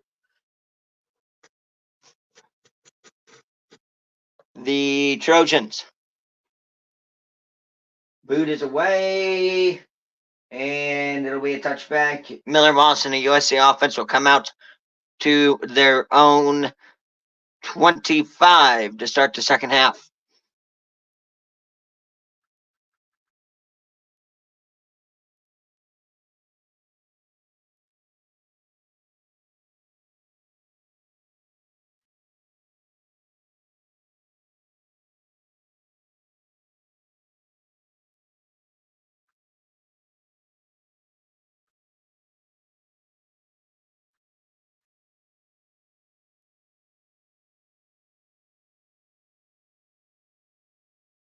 And Miller Moss hands it off. And Miller Moss.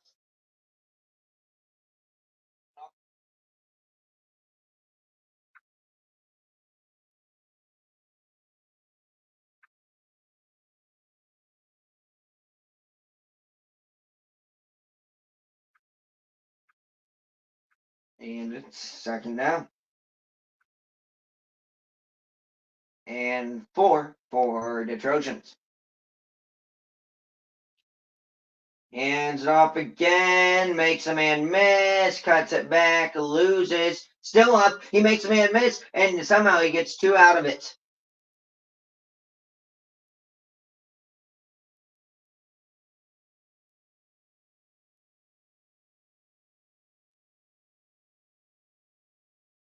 Just a little disclaimer, I may be on my own for the rest of this.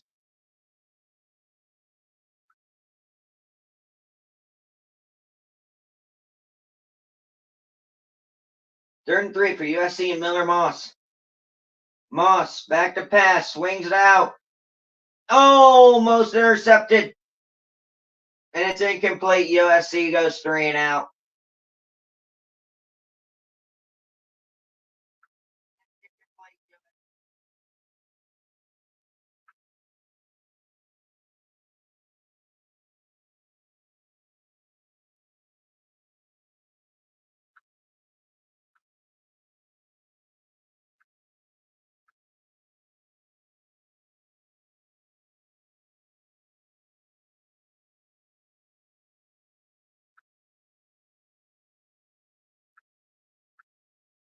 USC will punt. No pressure. Good boot. All the way back to his 13. And they'll have a chance at the return, and he's out to the 27, and that's where LSU and Nussmeier will have their first drive of the second half when we come back.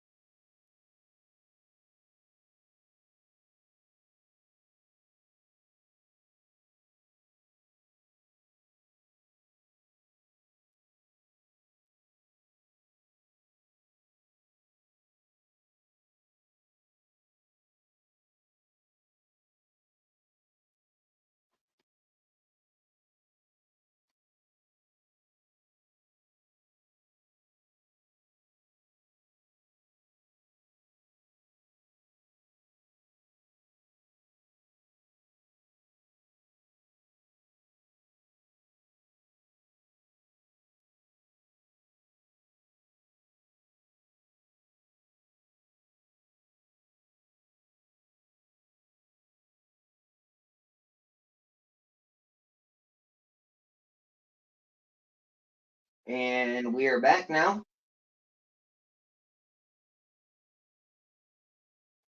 After USC went 3 and out to start the second half.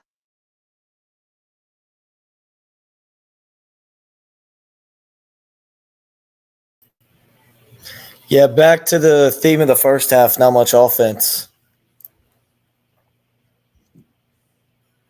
Jaden Daniels in attendance tonight. Yep. Nussmeyer.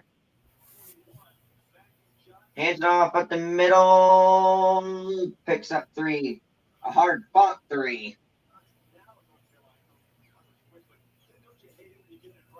Enjoying going on now.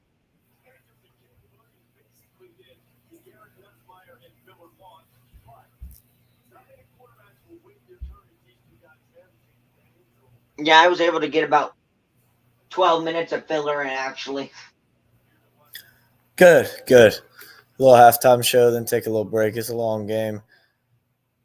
It's a nice run for about, 4 yards on first down, 3 yards. 3 officially, and we got a Trojan down.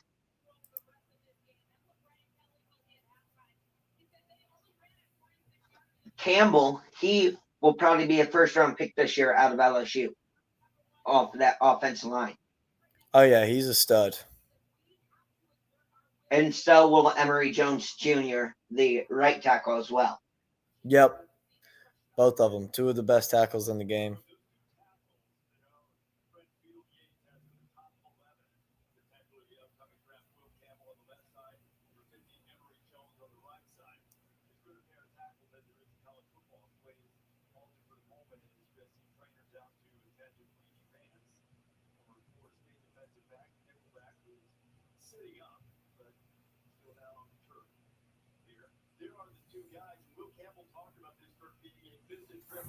This would be the 2025 NFL draft coming up, correct?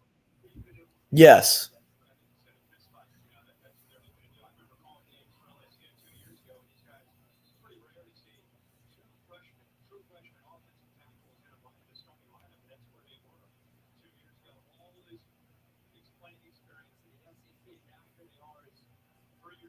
Who knows? Maybe we'll actually cover it this year.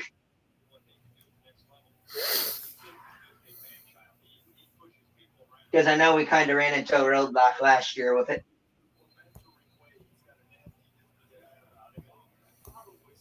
Day 3. Oh, yeah, for sure.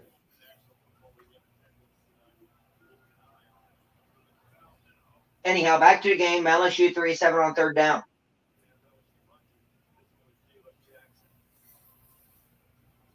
Swings it out. Lacey, not Lacey. Did he get there? Forward progress marks him short by a yard. LSU's got a decision to make.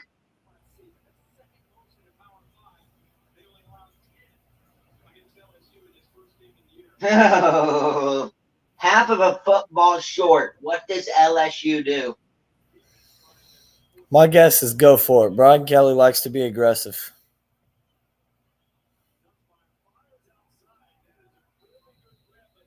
And they'll punt. Beware of a fake. Yep. Got a question for you here, and it's not a fake. Decker on the match. Hauls it in, tackled, but no, makes a man miss, and gets tackled right away, basically. How did he snap? I have no idea. I got a question for you here while I have a second, because I know you weren't, exactly able to stay during the halftime show for reasons. Won't go into it. Have any thoughts on the Michigan-Texas game? I think Texas is going to beat them pretty bad. Michigan can't throw the ball down the field, and they got a good offensive line, a good running back. They're going to be able to run the ball some, and they got a decent secondary as well, a pretty good secondary as well. But Texas is going to put points up on the board, and I think Michigan's going to have to throw the ball. They're not going to be able to run it 50 times and beat them, and neither one of these quarterbacks can really throw the ball. I mean, they barely beat. They were barely beating Fresno State at halftime, and still didn't. I mean, they ended up beating them by like 20-something, but they still didn't look impressive and still didn't have a good win. Final score was 10-30. They beat Yeah. Fresno. Yeah, so it's like I wouldn't feel confident if I was a Michigan fan heading into that one. But on the flip side, as a Texas fan, the strength of your offense is the pass game. The strength of their defense is the secondary. You got to go on the road to Michigan. Your D-line's solid, but they're going to be able to run the ball on you. So, I wouldn't feel great about it as a Texas fan either, but I definitely lean Texas by probably about 10 points. Yeah, I had the same thought on a halftime show. I was saying, Michigan might have that defense to stay in it for the first half, kind of like with Clemson. They'll have the defense to stay in it for the first half, I think. But That's after what that, I'm about to say. I think it'll play out a lot like Clemson, Georgia, where in the first half it'll be close. The defense is good enough to hold them, but if the offense can't sustain drives, then the defense is going to gas out, and I think that's what's going to happen to them. And then, of course, the second game I brought up, which I think is probably the upset of the week, which you probably know where I'm going with this. Virginia Tech, Vanderbilt. Virginia Tech really lost that game themselves. It was more Virginia Tech losing it than Vanderbilt winning it. They dug themselves deep in a hole in the first half, at one point down 17-0, just because of their own mistakes, and there wasn't enough time in the game to dig themselves all the way out of it. And then you get to overtime and your starting quarterback's hurt and goes out. It's just hard for them. I think Virginia Tech is still a solid team. Got a lot of mistakes they definitely got to clean up.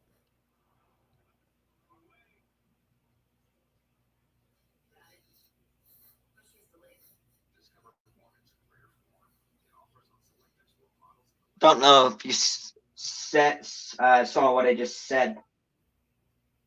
Yeah, I got you. Matt Leonard also in attendance. Reggie Bush as well. Surprise LeBron ain't here. I know. I am a little bit as well. Wings it out. Oh, almost intercepted. I thought that was picked off from that camera angle. The spread on this Texas-Michigan game is Texas favored by 7. Texas is going to cover. I feel like they will. Florida State has an 83% FPI chance to win. Drop that down to about 65. Yeah, I don't know if I like that. Game day is heading to Michigan, by the way. It's official. They're 28-0 at home, Michigan is, since 2015. In August and September games. Wow. 5 years incomplete again. Check out that second down and 10 USC slant throw for Miller Moss. I think that could have easily been PI. I think he might have got to him a second and a half too early. I'm about to see it now. Bang, so I understand why no flag, but it looks like he might have got there a teeny bit early. It was bang, bang. 3rd and 10. Yeah, it looked like it, maybe just a little bit, and he had the tug on the back of the jersey. I don't know. The way they've been letting them hand fight, I don't know if it's enough to call a penalty or not. 45, 40. Hurdling men down to the LSU 34.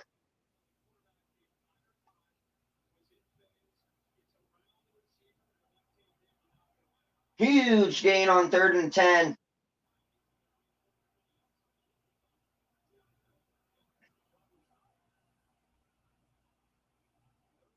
Who's on the catch? I have no idea. I wish the USC had nameplates on the back. That would help a lot. It would. I guess I need to go do my advanced scouting. Kyle Ford, the guy who caught it. 4 yards on the carry. You get my joke there. I guess I got to go do my advanced scouting of the players' names. Yeah. The ESPN graphic will help a lot too with the names. Well, I can't actually visually see that right now because it's kind of Yeah. but Yeah. because my phone's plugged in and I'm watching the game. 2nd and 7. And we got a flag.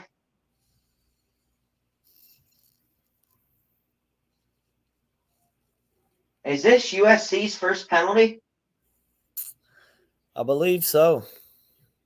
That's the one thing. USC has played a very clean game. With how clean they have played, you'd think they would be winning by at least 10 right now. You really would, but they just Well, it they doesn't haven't help put it when you can't together. get a 30-yard field goal either. And a dome, nevertheless. That'll make it even worse. Moss, back to pass, under pressure, escaping, firing, hauled in for a whole 5 yards. Major Burns on the tackle. One of the better names in college football. Prospect that going into the draft this year that I'm very high on.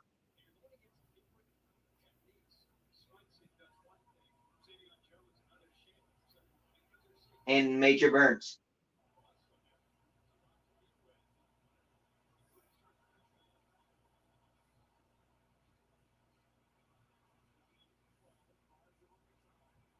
Third and 8.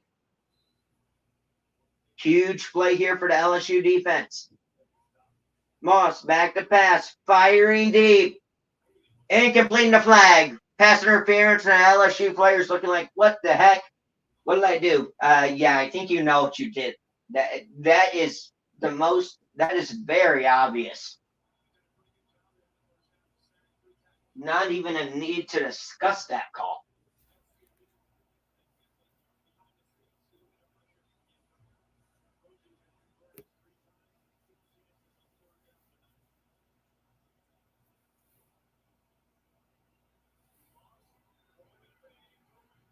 Yeah, I mean, he never even turned around for the ball or anything. And then you see him, he throws hands up like, what? Yeah. What do you mean what? That's clear as day. Yeah. So from the red zone now. Firing deep again. It's hauled in. Oh, it's incomplete. Once again, the guy with the one-handed catch can't make the easy catch.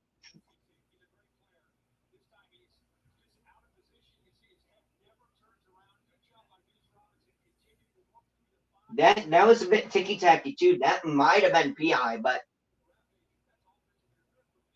before the ball was thrown. But I like that no call because both people were fighting for the ball. Both players were.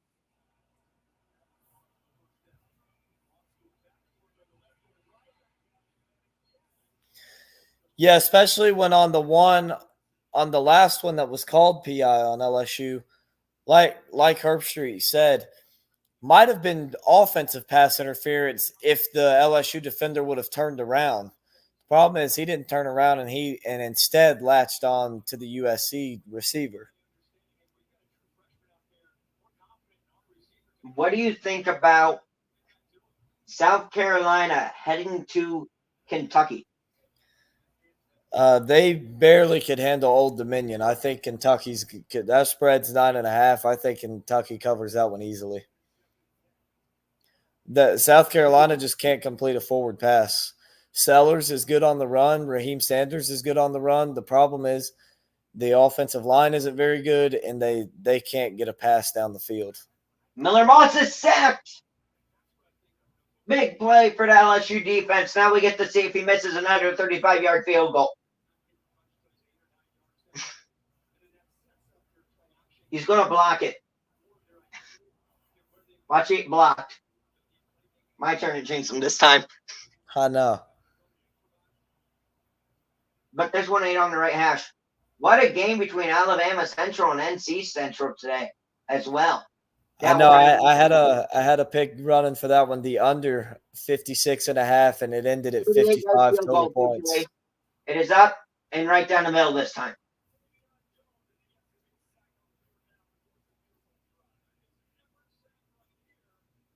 Fun fact here that people may not know: Big Ten is currently 16-1.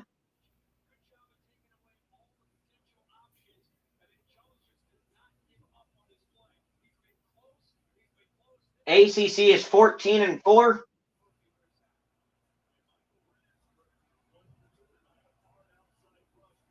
Big 12 is 14-2. In which I don't know for the other conferences who else has already had interconference games, but for the ACC, really 13-3, I guess, because you had Florida State and Georgia Tech play each other. True.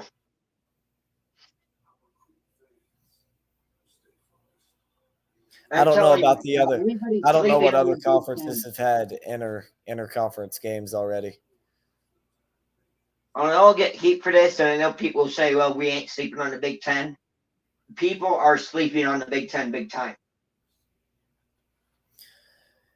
I agree, but I wouldn't base it off the fact that they're 16-1 because right now. No, I'm not basing it off of that. Right now you should be 16-1 because I don't think there was a single Big Ten team that played a solid team at all other than Minnesota, and they lost. Fresno State, Michigan, Penn State, West Virginia. I did forget about Penn State, West Virginia, but I wouldn't throw Fresno State, Michigan in there.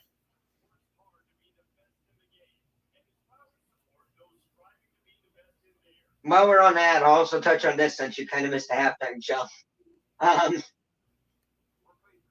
Any thoughts on how the transfer quarterbacks performed this week? They played great. A lot of them played just absolutely great. Diego for Vanderbilt, I can't say his last name. I'm not going to try it. He played great. He carried that offense and won that one for him. You look at Cam Ward, great game for Cam Ward, as he just tore Florida up. Just a lot of great play from these transfer guys all throughout college football yesterday. It was really fun to watch. Riley Leonard for Notre Dame played really solid. Not going to fill up the stats. It was a low-scoring defensive battle, but he played smart. He had good poise in a tough environment. Multiple times the snap was low, and he dropped it, and both times he picked it up and he made something out of it. One time delivering a pass for 4 or 5 yards, and the other time picking the ball up and running through the middle of the line for 4 or 5 yards. The transfer quarterbacks played great. Well, other than Aiden Chili's. Aiden Childs? Childs, yeah. Michigan State, man, somehow the Big Ten isn't 15-2. Tough enough. I don't know how Michigan State survived FAU. They couldn't get anything going. I will say, if you look at Ohio State's schedule, I know a lot of people are saying Ohio State has a weak schedule. They do not actually have that weak of a schedule. If Marshall beats Virginia Tech next week, which I am not marking off, Marshall's just like Appalachian State. If you sleep on them one bit, they will beat you.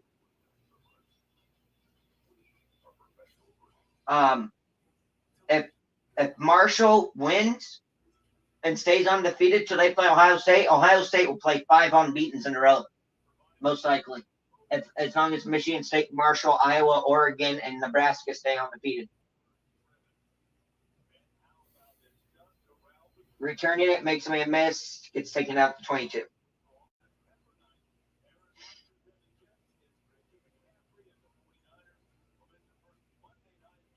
So Ohio State actually has a pretty tough stretch there. With Iowa, Oregon, Penn State, back to back to back. I think the biggest thing with it is just the lack of any teams really on the schedule that can beat Ohio State. I mean, really the only teams are Penn State, and not really can they beat them in Oregon. And other than that, there really isn't anybody on the field that could beat you. A field goal is good enough to beat Iowa.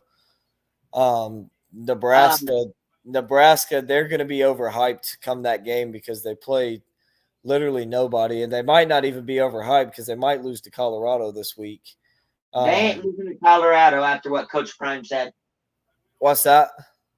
They ain't losing to Colorado after what Colorado said last year. Yeah, I don't think so. But at the same time, I don't know. Raiola. No, it is at home, so that definitely helps. But in that game, because And it's prime time. yeah, that's all I worry about with them in that one. I have But a then feeling Raiola's welcome to college football moment will be against Ohio State. Up the middle, he's got lane. He's got a hole. He's off to the races. Drag down. Just tripped up. Otherwise, there would have been a touchdown for FSU. What? LSU. DJ played so bad, it's still in my brain. Yeah. Looking ahead to last night a little, tomorrow night a little bit, I guess. No sneak peek there. Next night, tomorrow night I'll be calling LSU. Next night, I should say, tomorrow night, I'll be calling FSU LSU.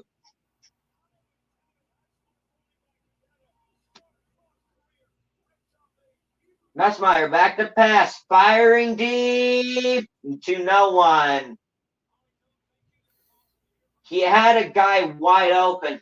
If you go back and you look for number 4 USC when he fired that deep ball to absolutely nobody because he was under pressure, he missed that receiver that number 4 for USC was guarding. If he had another half a second, that is a LSU touchdown.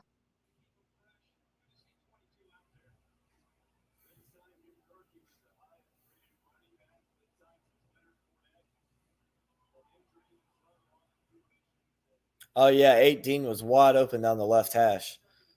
He's got a whole another LSU first down. Now, I will ask you this quick because this was the part where I asked you that question and your mic was muted for like 5 minutes. What do you think about Nick Saban's comments on Ohio State's roster on College Game Day? I don't think they were directed at Ohio State. I think it was just a general statement overall. Just in general about, if you don't pay the right guys, then you're not gonna be able to afford the right ones. I think that it was just brought up in the Ohio State conversation because that's what they were talking about. But I don't think it was anything. And I don't think Saban was saying, even if it was about Ohio State, I don't think he was saying that they did pay the wrong guys because a lot of the transfers they got, at least a few of them, were actually from Alabama, guys that he recruited. So I don't think that it was directed at Ohio State. I think it was just a general statement for college football.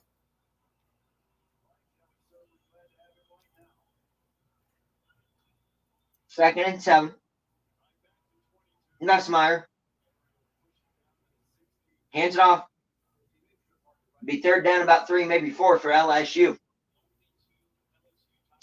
Way they're playing right now, if USC holds LSU to the field, we might have some overtime here in the Modelo Vegas Kickoff Classic. Might have a little extra cherry on top, as they say. Yeah. Oh yeah, for sure. A little free football. Backyard football.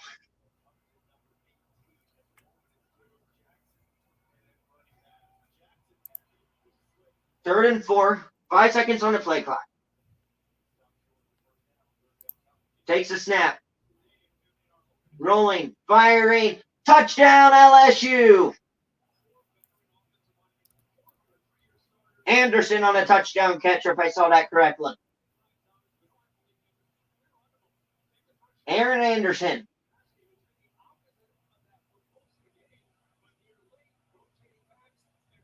Now, if you're Miller Moss, yes, you played good in the Holiday Bowl, but this is where good quarterbacks are defined. How do you respond?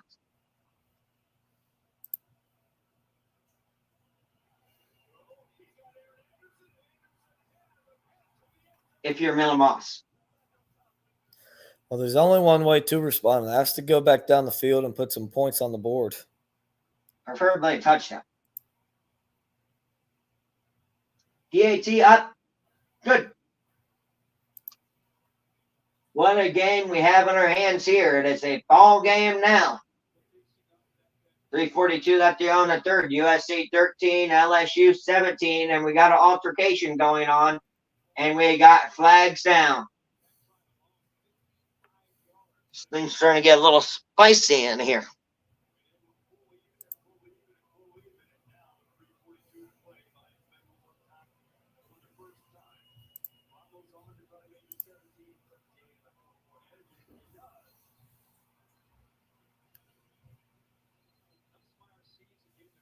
Unsportsmanlike conduct on USC. It'll be enforced on the kickoff.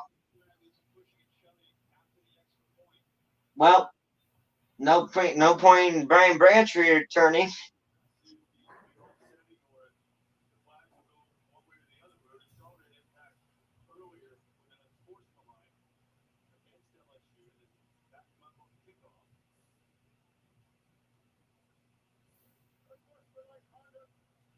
My secondary channel has more subs than my primary channel.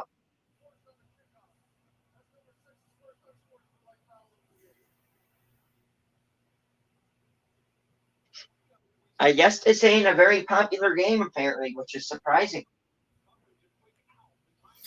I guess not.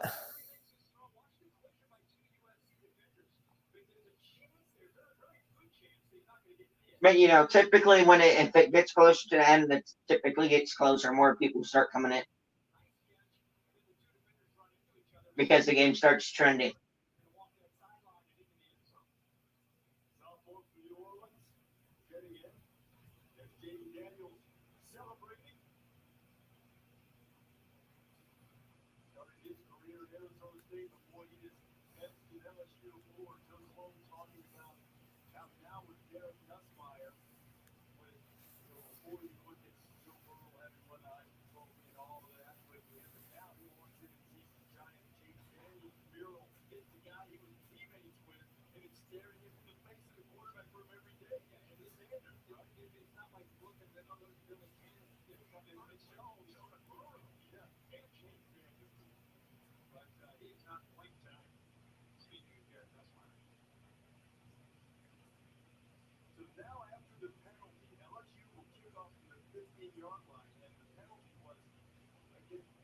Return to nowhere.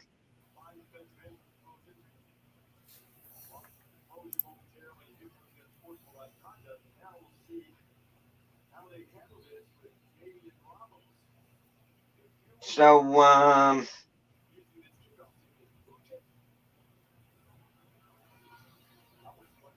you want to try and do that tomorrow night, or? The Boston College FSU? Yeah. Yeah, I should be streaming that one.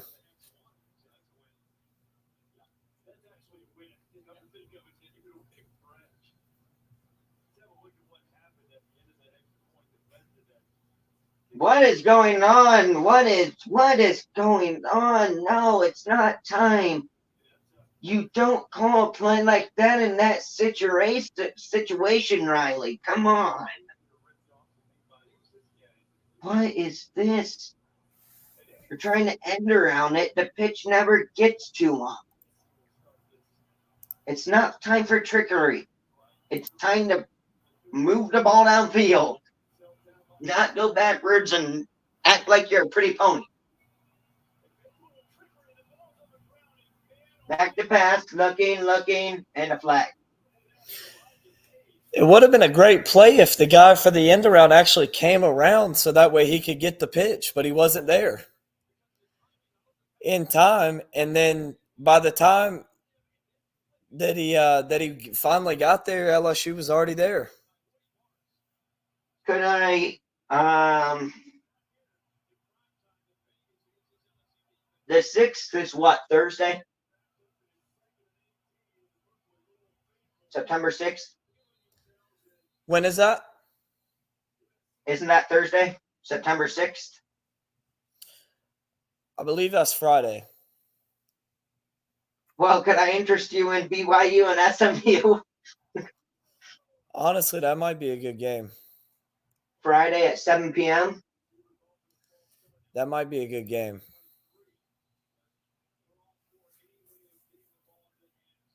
And then Duke and Northwestern play at 9 p.m. on Friday.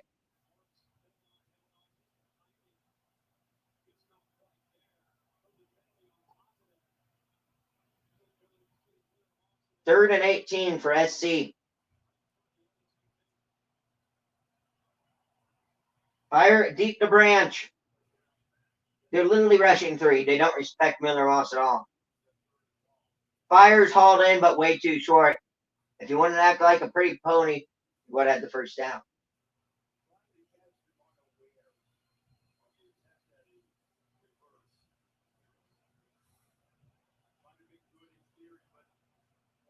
I'm going to send you something quick. Okay.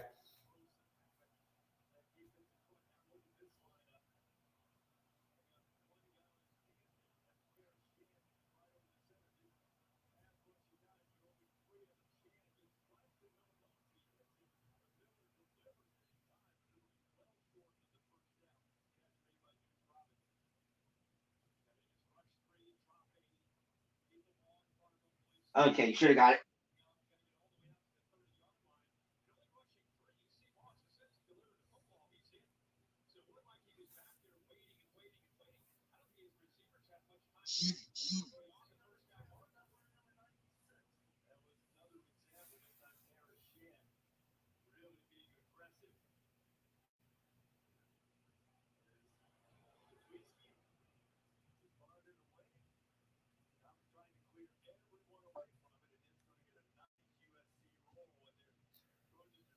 What a punt all the way back to the 23.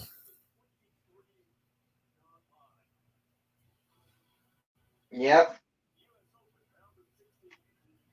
Nussmeier.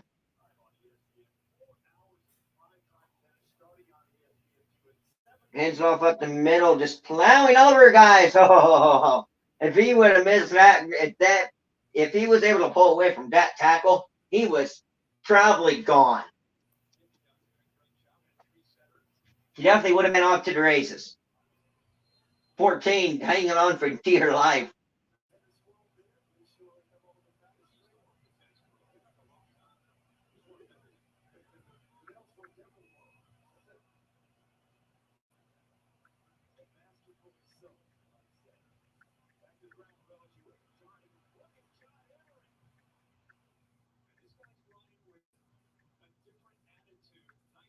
Hauled in, first down, bodying a guy.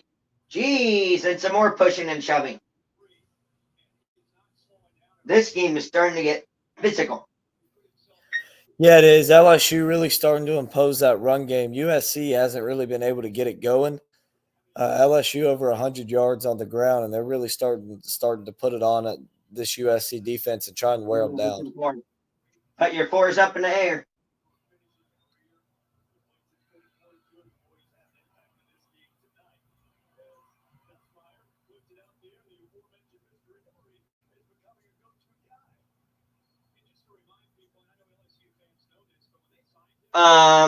Regarding that, what we were just talking about, I was planning on doing one tomorrow anyhow, regardless if we want to do it to,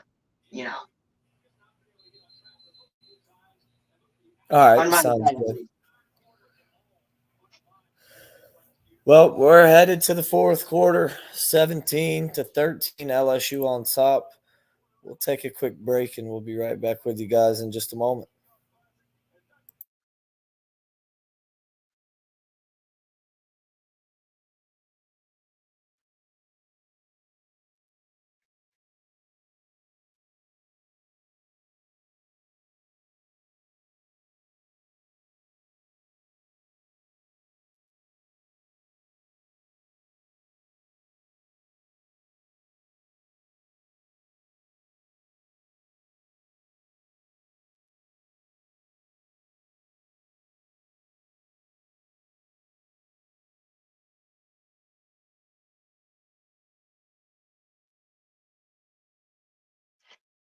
Know what the funny thing is? It's that last year USC and LSU were offensive juggernauts. Now they're defensive juggernauts.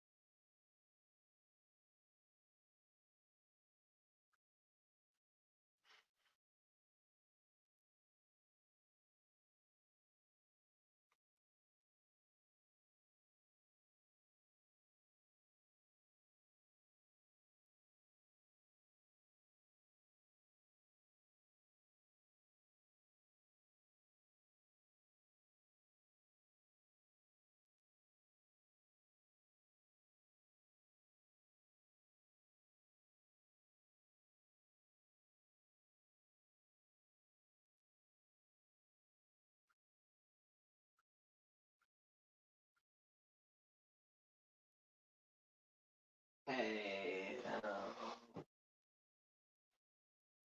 Welcome back here for the fourth and final quarter, unless we have some free football.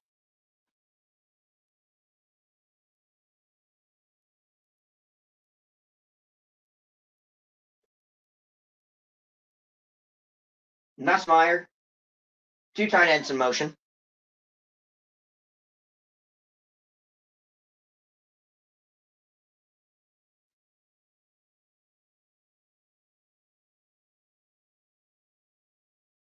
Take snap, hands it off, up the middle for 3. Gentry on the tackle.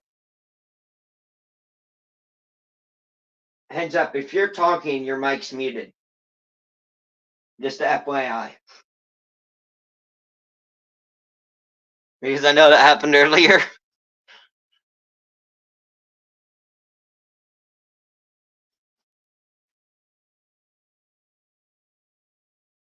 Rushing yards, LSU 118, USC 39.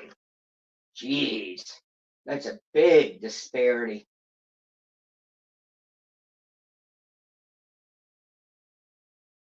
Nussmeier firing deep to 30 yards over everybody's head, apparently. It'll be 3rd and 6.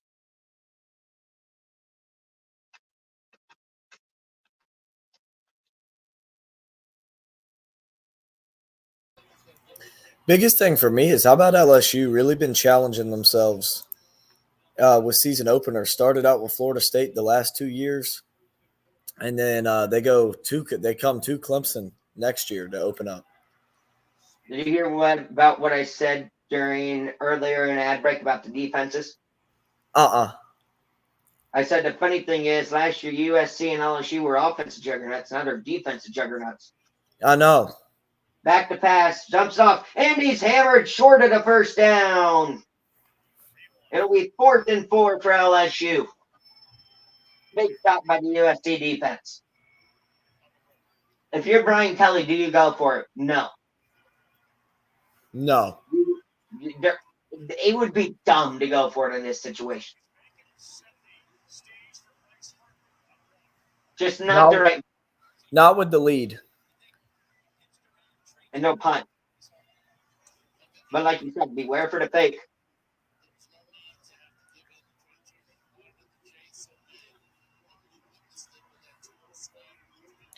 Punt almost blocked. Got a little bit of pressure. Branch, fair catch at about the 16, and we got a flag.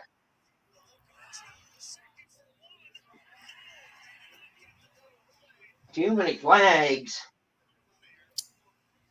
Questions, and then this will also help the viewers. Is that FSU BC game on ESPN and ABC, or is that only on ESPN?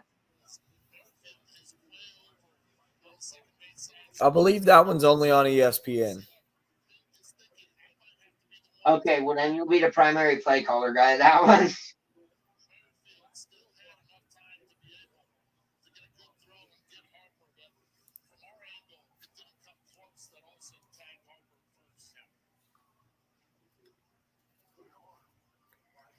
Out to watch. We're about to find out definitively.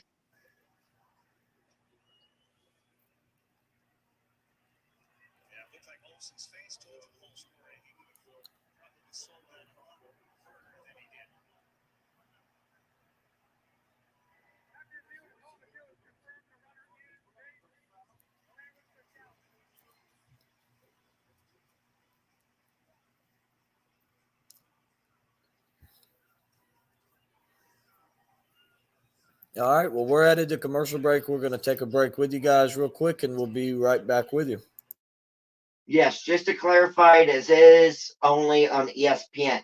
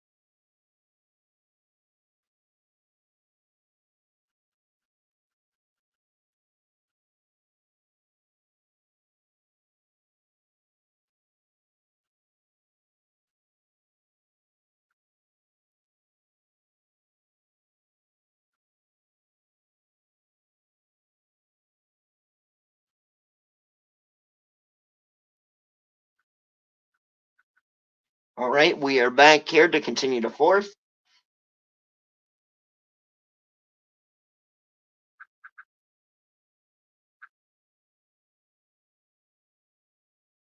As I have a question for you, a trivia question once you get back. Your Aflac question for today. Andy swallowed up in the backfield.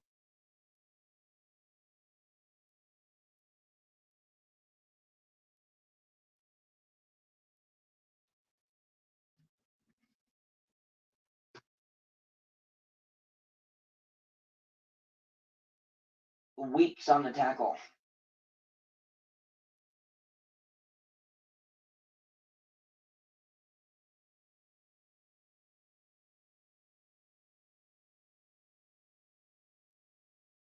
Second and 11.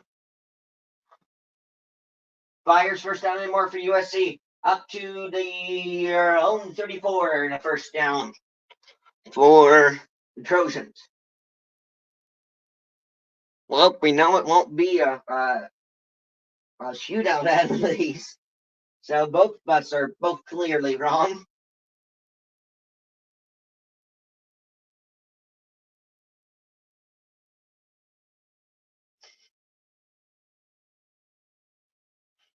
Once again, just a heads up, if you're talking again, you're muted. Try to remind you of that again. Fires caught. What a throw. How did Miller Moss complete that pass? Out to the 50. How did you get that off in that tight of a window? Jeez, wheeze.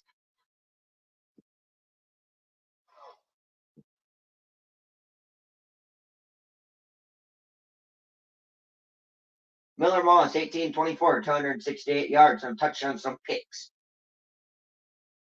USC up to 50.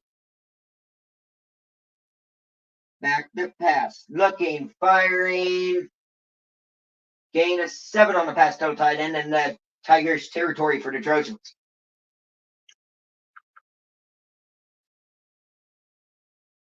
This is unfolding into a very fun game.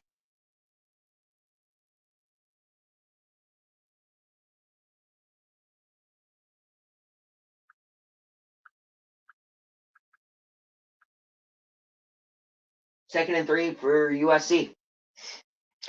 Driving to try and make it tied up. To try and make it a 1-point game or take the lead. Moss. Fires. Caught. First down, Trojans.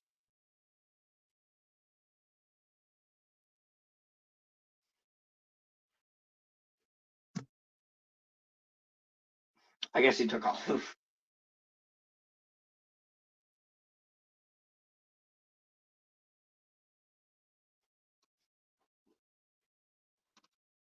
First and 10 for SC.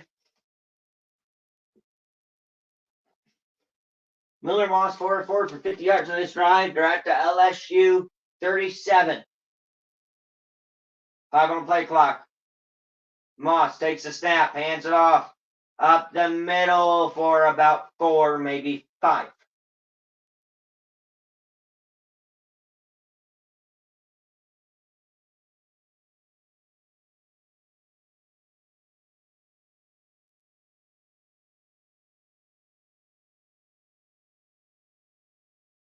Second down and 6 for the Trojans. So far, this drive, 6 plays, 52 yards, 352 in clock running. Moss back pass, fires, it's tipped up in the air. Almost so close to being intercepted. It'll be 3rd and 6. That ball got tipped up in the air like 50 feet, it seemed like, and then came back down to earth like a rocket.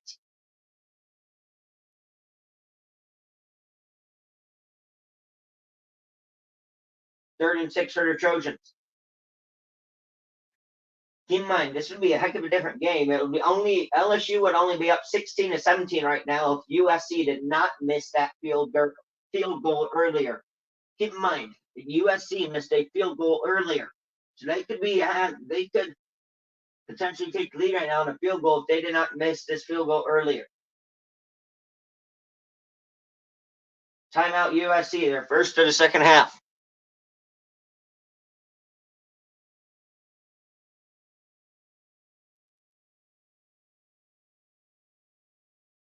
And we'll keep it here.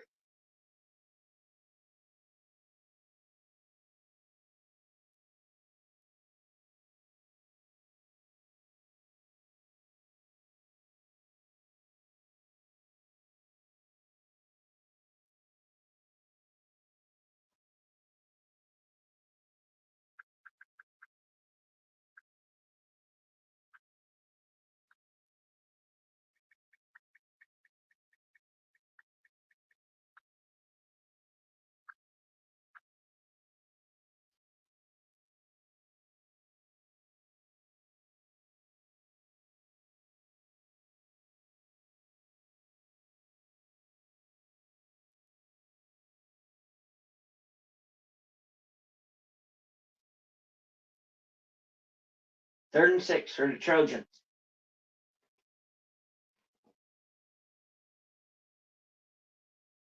From the LSU 33. Moss takes the snap, hands it off. And he's tripped up 3 yards behind the line of scrimmage. Weeks again. 4th and 9 for USC. And what do they do here?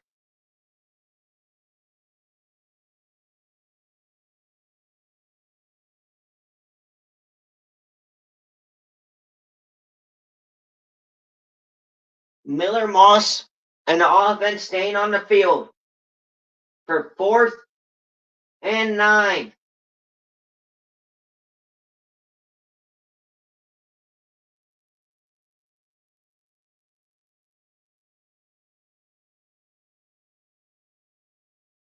USC now uses their second timeout in the second half.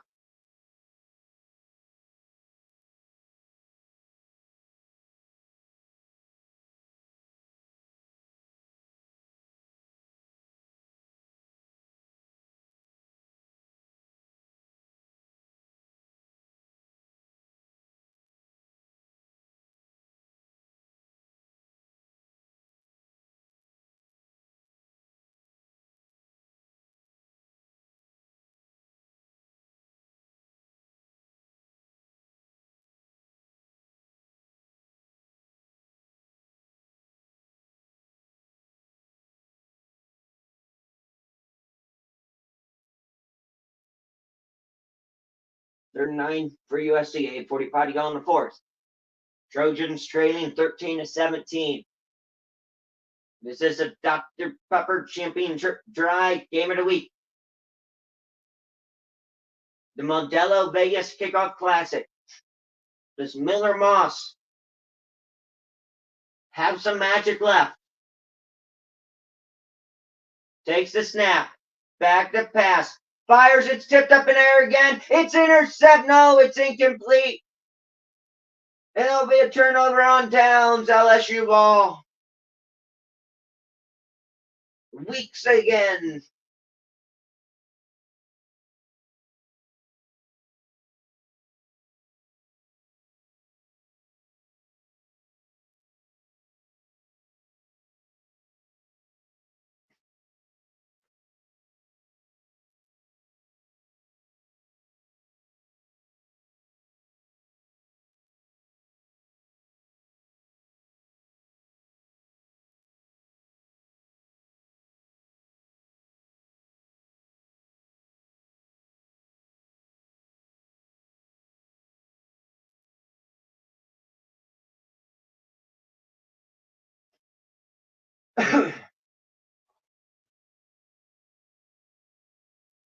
Did Weeks pick that ball off?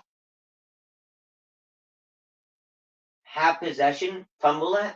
And apparently not. So we'll go to an ad break with 8:38 left in the 4th, and we'll be back after this.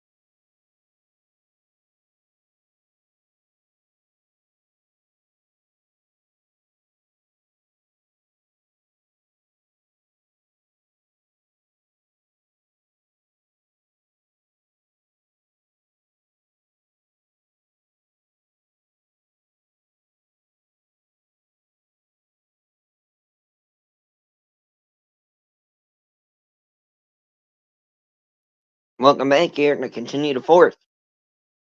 USC trailing LSU 13-17 after they just turned it over on downs.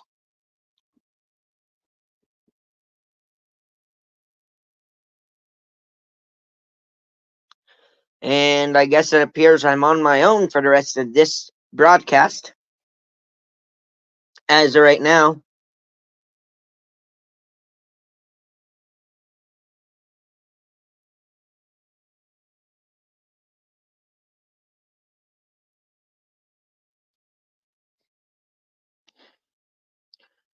So I want to see if Lincoln will be joining me again.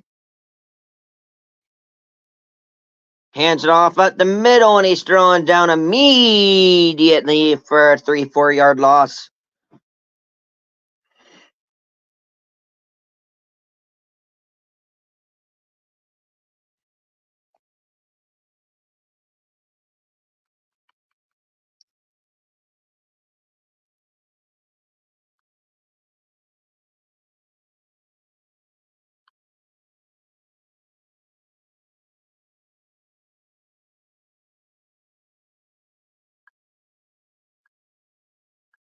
Fires close to a first down for LSU.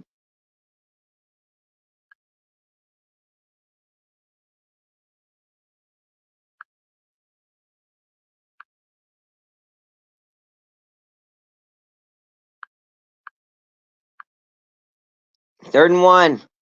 Handoff up the middle. He won't get there. He stuffed a yard behind the line.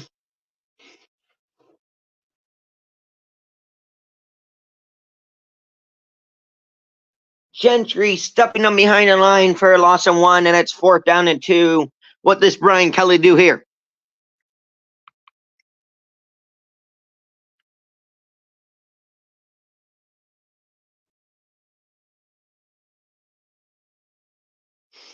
They'll get the football back.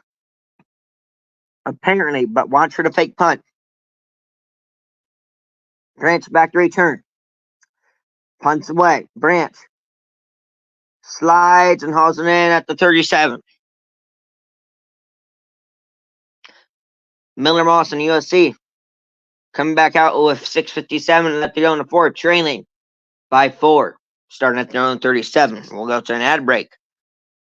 We'll find out if Miller Moss can come back and bring back the Trojans next.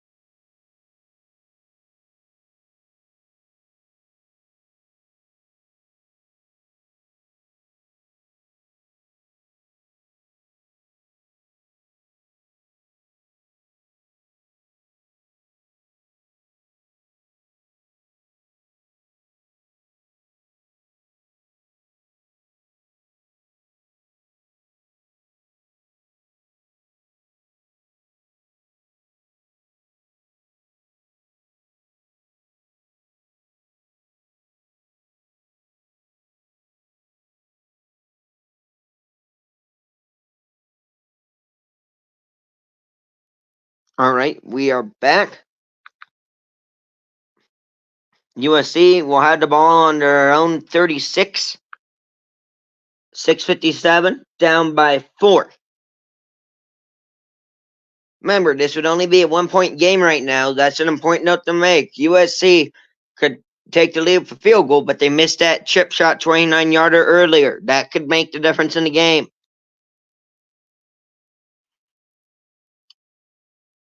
Remember, USC went for it on 4th and 9 last time, and the ball got battled down. Moss fires, it's caught. He's to the LSU 43 and brought down.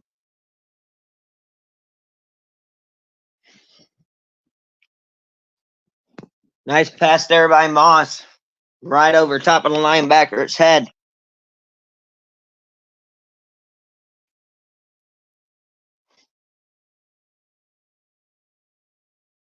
LSU only has 15 total yards in the 4th. USC has 69. Heading to LSU 44. Moss hands off at the middle. He's got a lane. Got a hole. Still going to first down and more.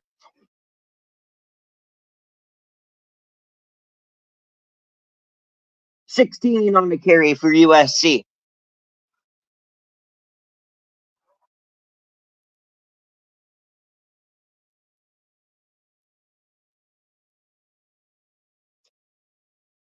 Down to the LSU 28. Offsides on LSU. Moss firing deep. He's got him. Touchdown, USC. And they take the lead. Jacoby Lane, 28-yard touchdown catch.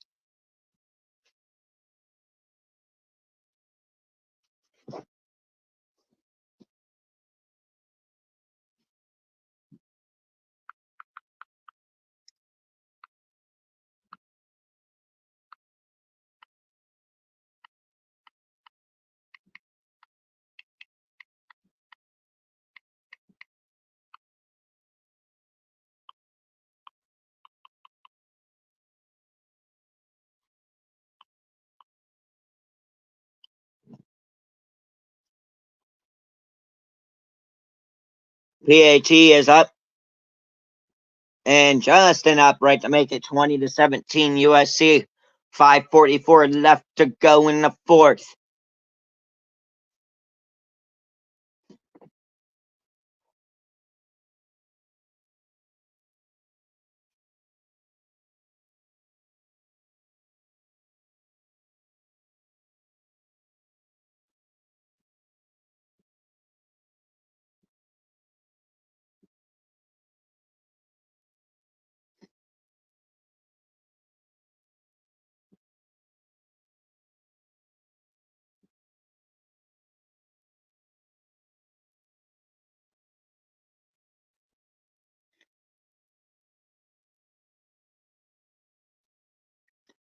Moss starting his second ever game.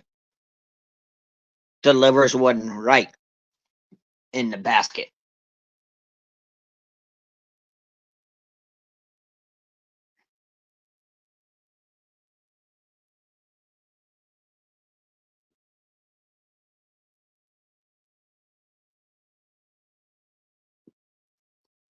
LSU has not won a season opening game since the national championship run in 2019. USC will put it away. It'll be a touchback, and LSU will start their own 25. Garrett Nussmeier. He led a game-winning drive against Wisconsin in the Reliquest Bowl when LSU would defeat Wisconsin 34-31. Excuse me, 31-35.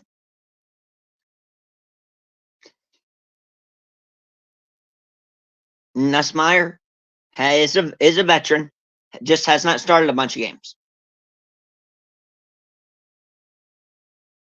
1st and 10 for LSU. Running back on his right hip, and a false start in LSU. on Campbell.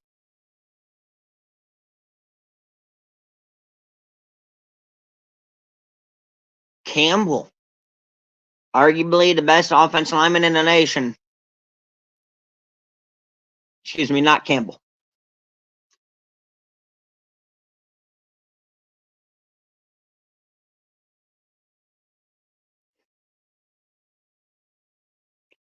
First and 15 now for the Tigers.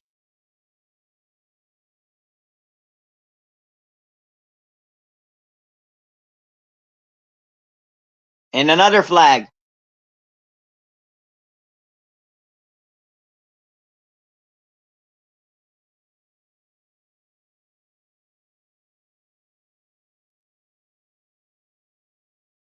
This should be offsides on defense. Yep.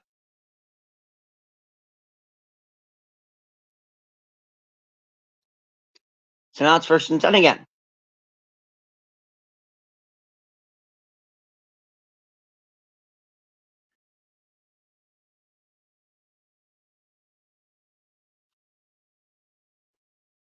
Nussmeier. Back to pass. Looking. Drops it off. He's got a man out of bounds after about 3, maybe 4. Be second about 6 for the Tigers.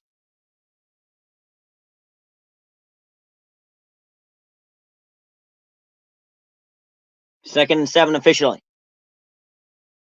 Nussmeier today, 27 to 33, 251 yards and a couple touchdowns. No interceptions.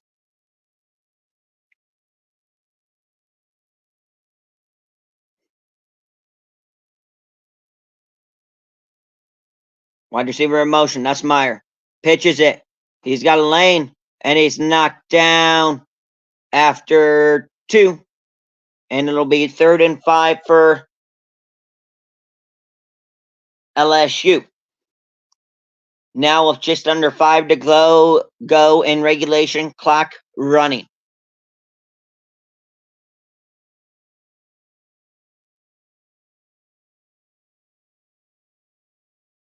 USC showing pressure. 10 on the play clock. Nussmeier comes up to the line to make adjustments. Now down to 5. 2. Gets off. They back off. Nussmeier looking, firing deep. He's got a man wide open. 40, 35. Knocked down at the SC 27. Anderson on the catch for LSU. We all knew it was going to be a close, competitive game, but not a relatively low-scoring game.